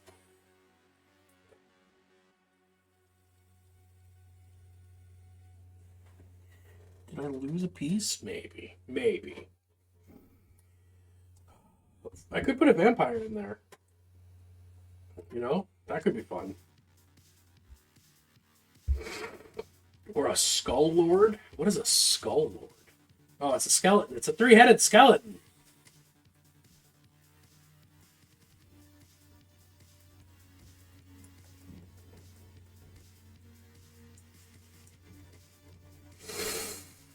Oh, will-o-wisps make sense too, though. But they're very low CR. What do they do? Shock. Invisibility.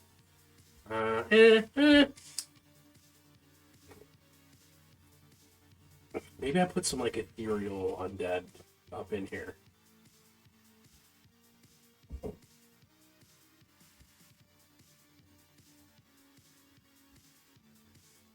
An Alep. Where's an Alep? Alep is CR5. Throw some maddening touch Aleps in here. That actually works perfectly with the horrified scribbled handwriting. Boom. See, this is I love it. I love it to pieces. I love it to death. They are resistant to everything. They're resistant to a lot. They're immune to a little.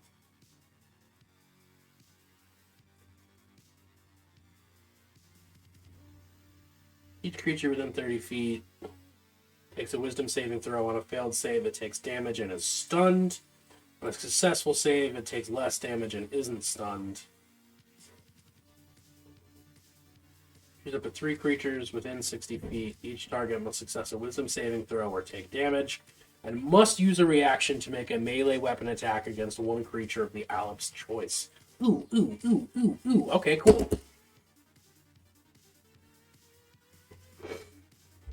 Yeah, I want to throw some of these into the mix. That looks fun.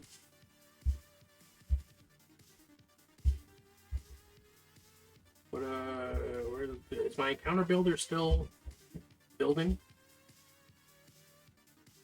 Yeah.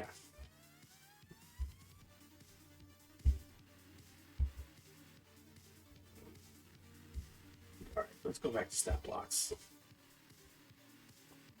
What about a Death Knight? No, I don't want a Death Knight. Cold Light Walker is like a blinding light creature. Ooh, ooh, ooh, ooh, ooh. Cold Ray, Icy Doom. Unusual nature.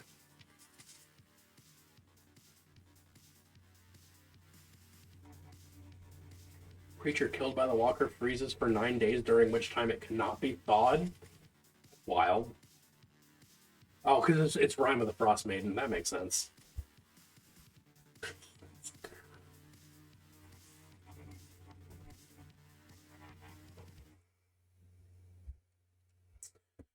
Mm.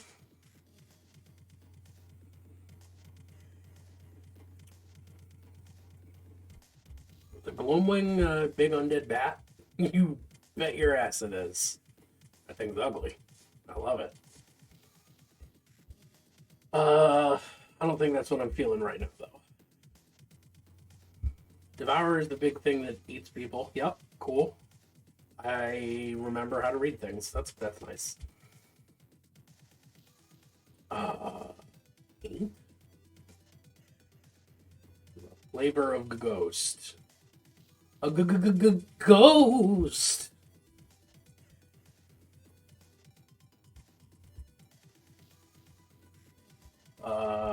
Who is this?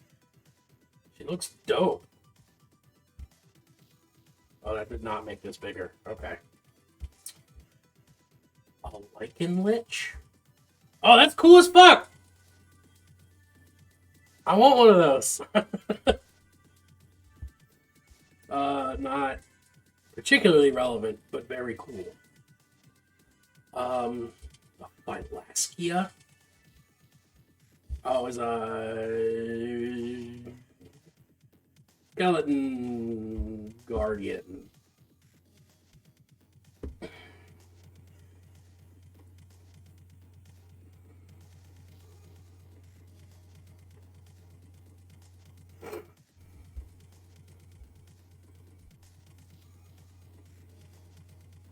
A stomping foot. Is it just a severed foot? Yeah, it fucking is. That's nice. Thank you. Put a Tyrannosaurus zombie in there for no reason.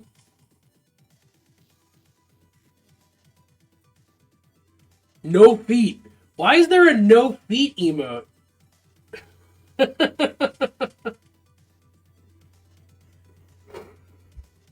Oh boy.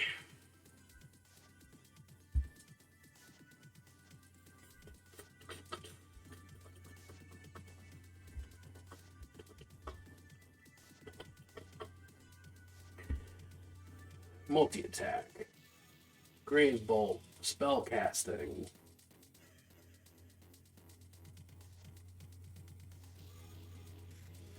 Yeah, maybe I'll do a Deathlock Mastermind.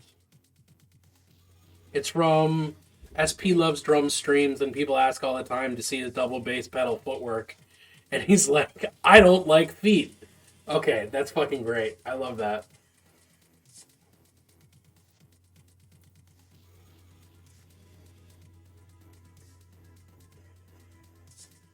Five Alops and a Deathlock Mastermind are theoretically hard.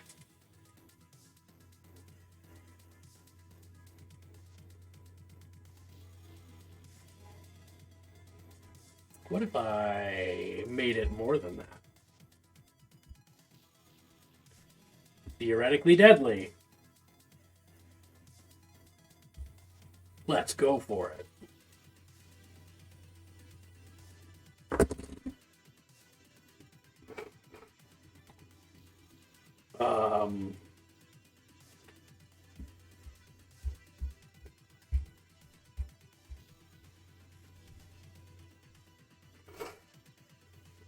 Okay, a singular orb.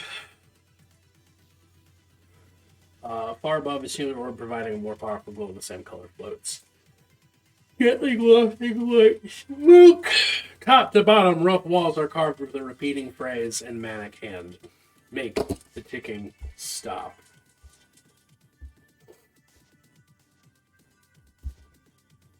It is carved over and over and over. Just such carved over and over and over in different sizes, and scripts, and languages. You could even swear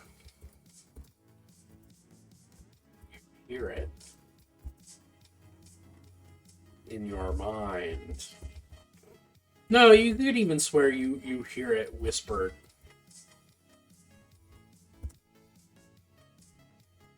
Roll initiative.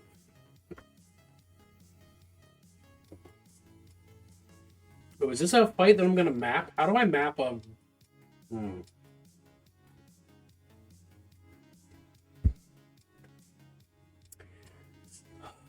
How do I map? How do I map? I think this might just be theater of the mind, because it's a lighthouse in the astral sea, which means everybody's got floating abilities, and there is no gravity. So...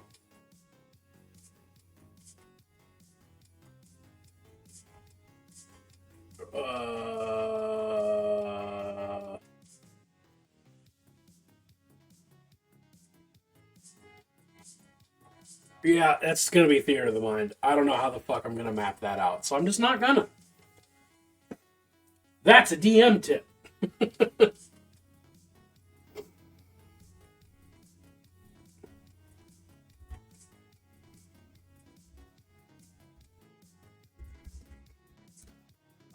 This is for a session next week.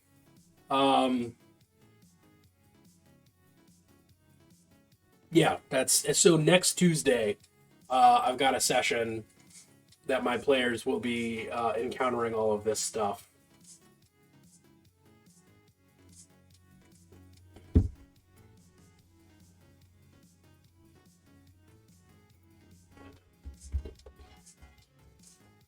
And I'm just going to mark that this lighthouse is going to be the first encounter, because damage is pretty much guaranteed here.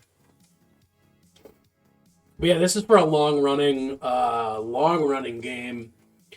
This is actually the second campaign that's taken place in the same homebrew setting. With the same players, but not the same characters. Although one of the characters is a return 20 years older, much wiser. And they are investigating... They have entered the astral abyss that is between the planes of existence so that they can find a city that shouldn't exist and is part of a conspiracy that the creator god is involved in to hide the city and its people.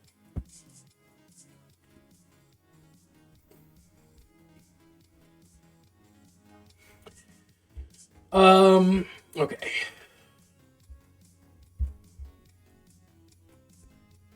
Thank you. I'm very happy with all the lore of my world. I want to get it together and publish it. I have it all collated. Like, I have it, where is it? Like, boom. This is my document. This is my world document. Yeah.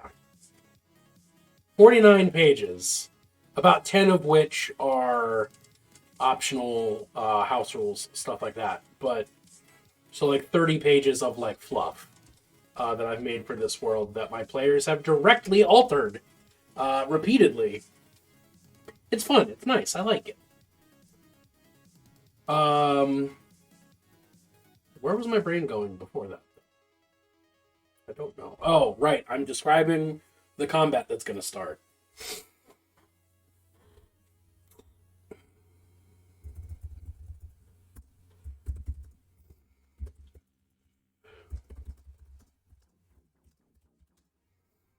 Hairs on the back of your neck stand on end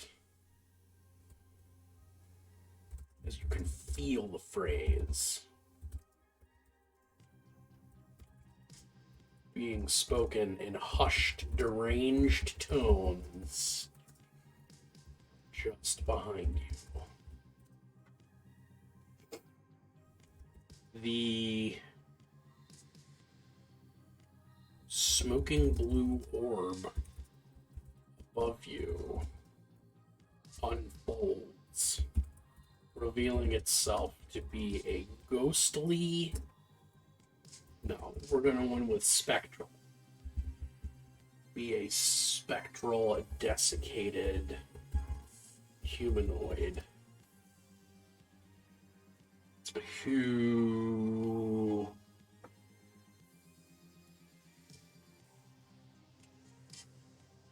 Spectral, desiccated creature.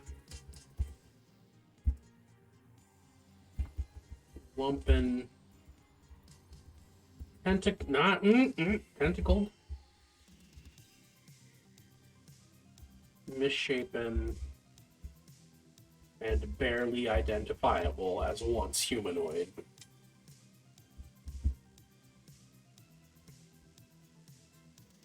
Around you, shadows coalesce and whisper. Roll initiative!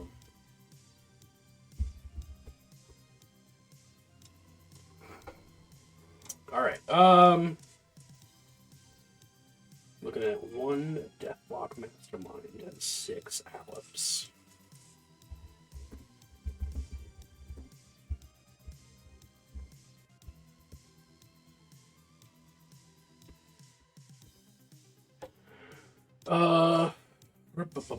What is a Deathlock Mastermind from?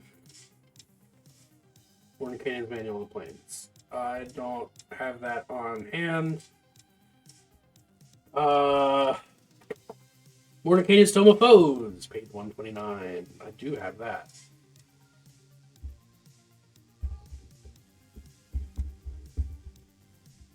And the Aleps are from the Monster Manual. No, also Mordenkainen's Tome of Foes, page 116.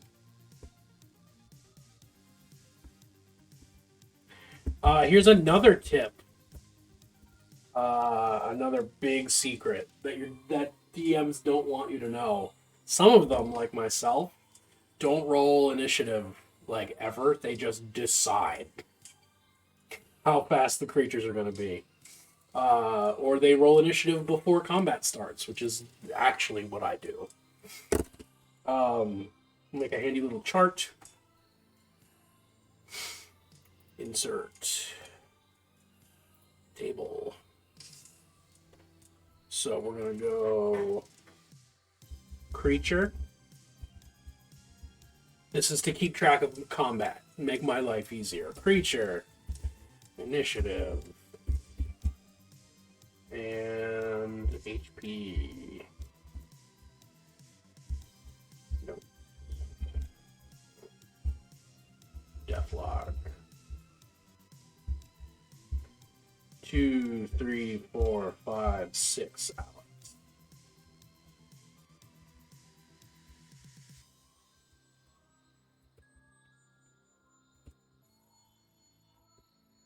Oops! I did not want to control all and replace that with ALL. Thank you, though, computer.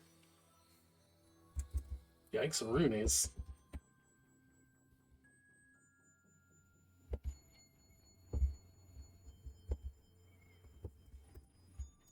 Also, the notes column is for, like, conditions and stuff like that. Hooray. Let's look at some stats and just roll initiative immediately. I'm going to have all the Aleps go at once. Their initiative is +3. Roll a d20 right now. On my phone. 11. 11's comfortable. 11 total after the +3.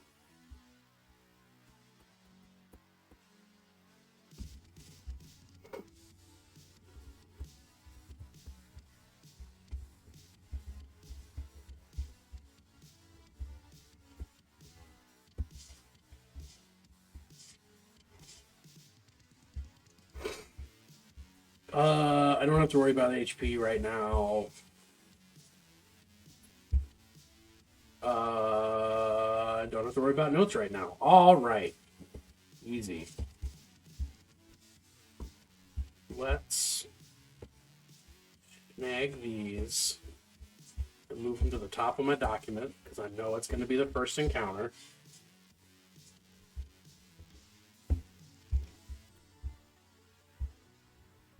Let that be the second encounter. Let that be the third.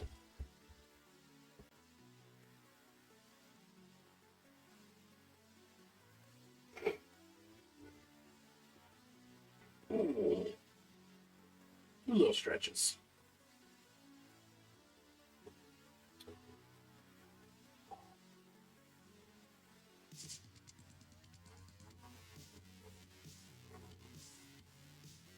It's important to stretch, especially if you're an idiot and you don't do that when you're younger and healthier and you give yourself carpal tunnel. You know, don't do that.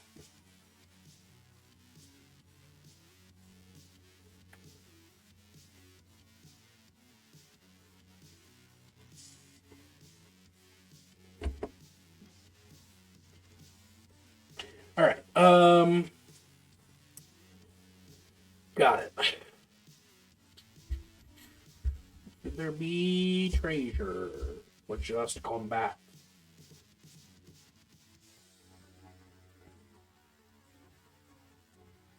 Something healthy dinners. You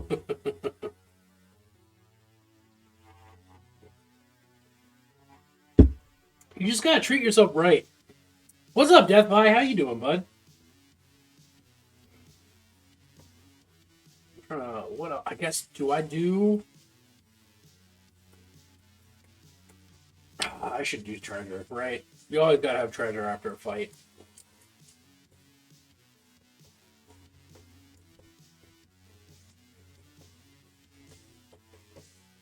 Yes. Okay. Let's go. Just got off some Overwatch 2. Ooh. Is it Donjon that's got the... Yes, it is. Well, I hope you won, your Overwatch experiences. Treasure... I don't want a treasure map. I want treasure. D&D 5e. Random treasure generator. I'm preparing for a D&D session. I've been sort of it's me getting ready for Dungeons and Dragons, but also sort of giving my hints and tips to various people, whoever's tuned in and interested, as far as how I DM, because I've been DMing for, well, as long as I've been painting, so 23 years. I like to think I know what I'm doing. I don't know what I'm doing. But, you know, we'll figure it out.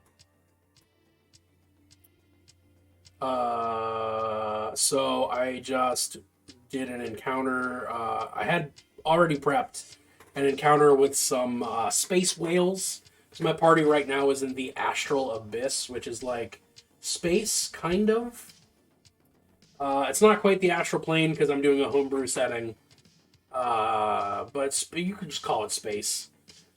Wrote up an encounter with an undead dragon made of amethyst, who's gonna wake up and see how they're doing. And now I am finishing off an encounter in a lighthouse, a sort of derelict lighthouse that's floating through the abyss. The void. Void is probably more of a colloquial term. With some spooky eldritch ghosts who want to make the ticking stop. And I'm just trying to decide what treasure I want to throw in there afterwards, and I'm being lazy and using Donjon and going, wow, look at this random generator of treasure. We'll call it Treasure Hoard with Salvage. I do not know the difference between Treasure Hoard with Salvage and not.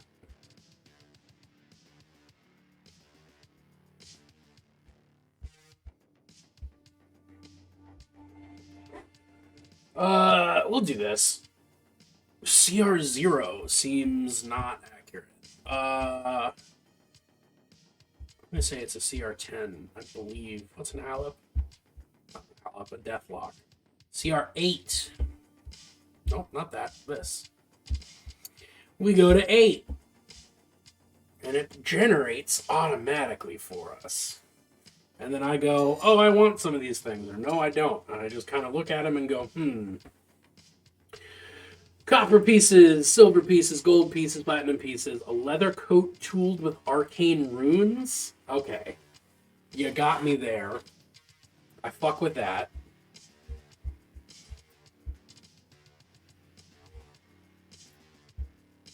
Let's put the treasure down here. Loot.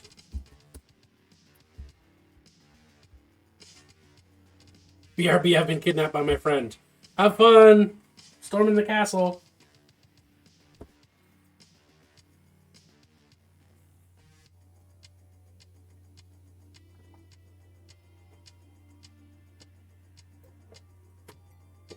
Apparently I just need to chug that coffee.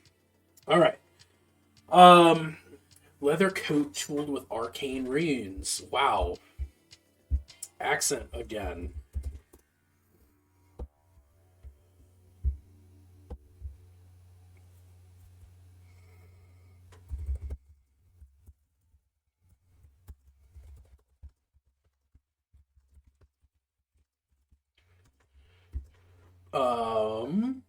Obviously Moroccan make, because that's where it's from.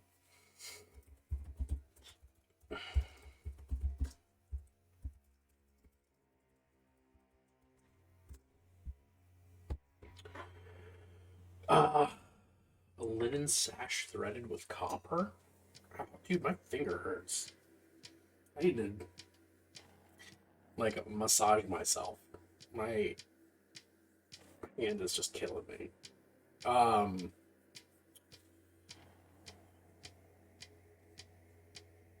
Linen sash threaded with copper does not make me feel particularly strongly or unstrongly. I don't know what Kyogtum's ointment is. Kyogtum's ointment.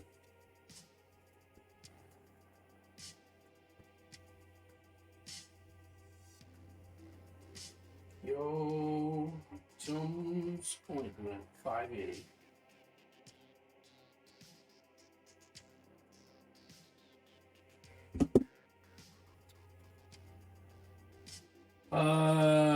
Nope.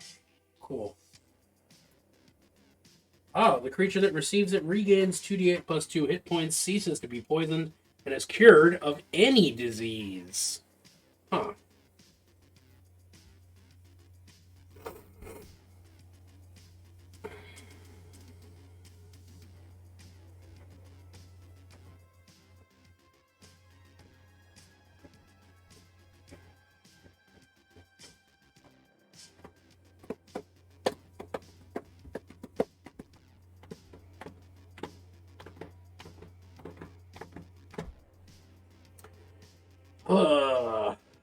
I like the coat. I like the potion of growth.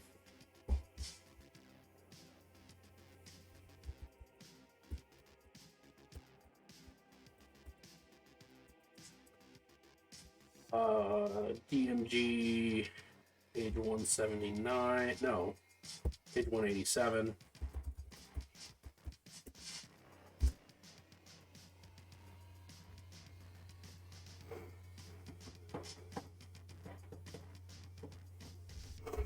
What else do we got? I don't particularly care for the other ones. I'm just gonna generate a new one. Barrels of mead doesn't make a whole lot of sense to me. Electrum flower brooch inlaid with gold. Ooh, actually that sounds cool.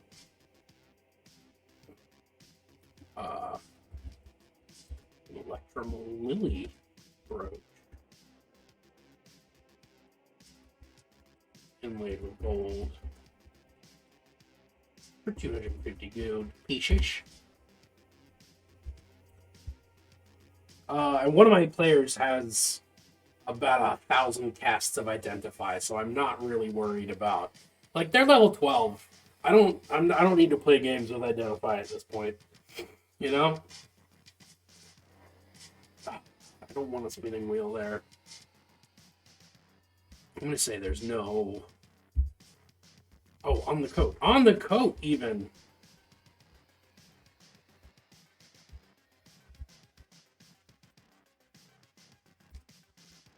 Into the coat.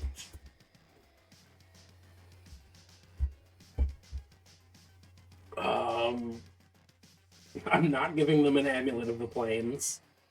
That would fundamentally change the course of the game.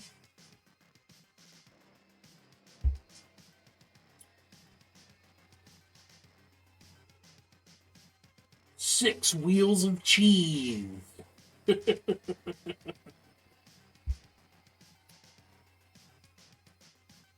Pair of silk gloves trimmed with squirrel fur. Velvet merchant's cap threaded with platinum. I think just a fancy coat is going to be the move there. Maybe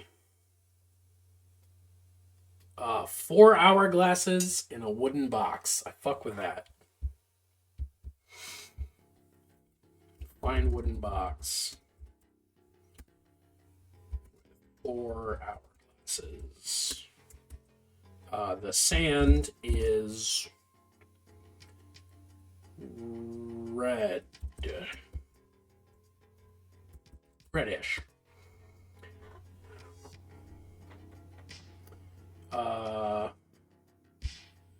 For silver. No, mithril. Mithril hourglasses. The sand is reddish. Worth. Why did it just go bold for that? Worth. They're calling that 100 gold pieces. We're gonna call that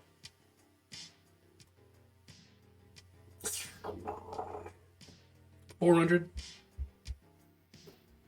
Yeah. Right. I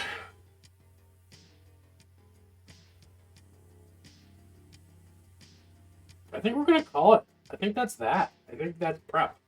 I think that is a session ready to go. Which is pretty cool. It's nice to be at that point. Thanks for hanging out, everybody. Oh God, slapping lamps. Thanks for hanging out. This was actually a lot of fun. Oh, thank God you're back. Death by your back just as I'm done. Oh no, just as I'm finishing up. All right. Let's slip and slide. I know, I'm sorry. I didn't intend to go very long. Oh.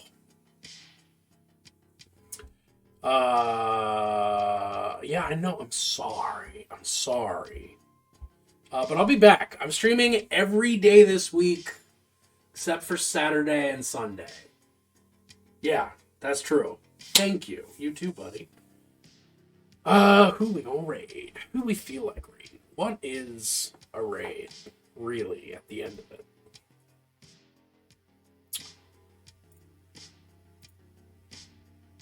Every day. That's it, baby. We doing it. Full-time streaming, full-time arting, full-time nerding. Be fat, BK. Be fat, BK. Be fat, be gay, do crime.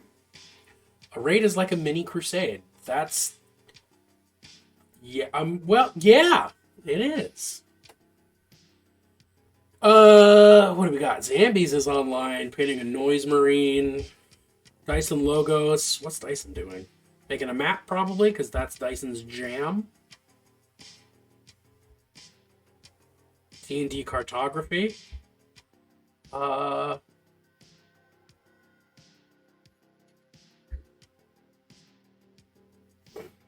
are we thinking? What's Moko doing?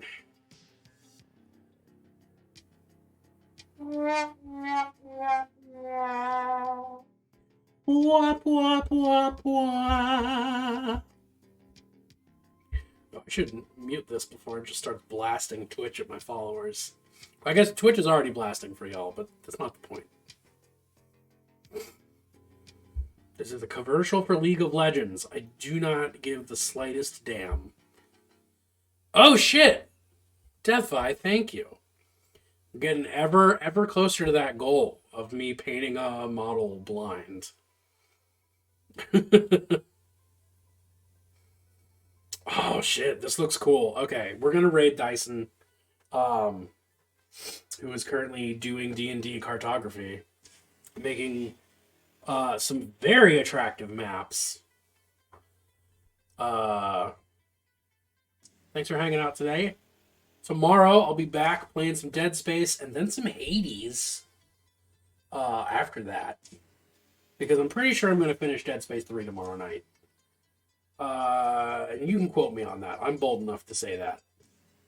And then painting a model with those colors, removing glasses would also be cool. Ooh. Yeah. That's smart too. Catch y'all on the flip side. I'll be back. I got a schedule posted on my socials. Here's my socials. You already know them, but there's my socials. Good luck. Good night. Fight your dad.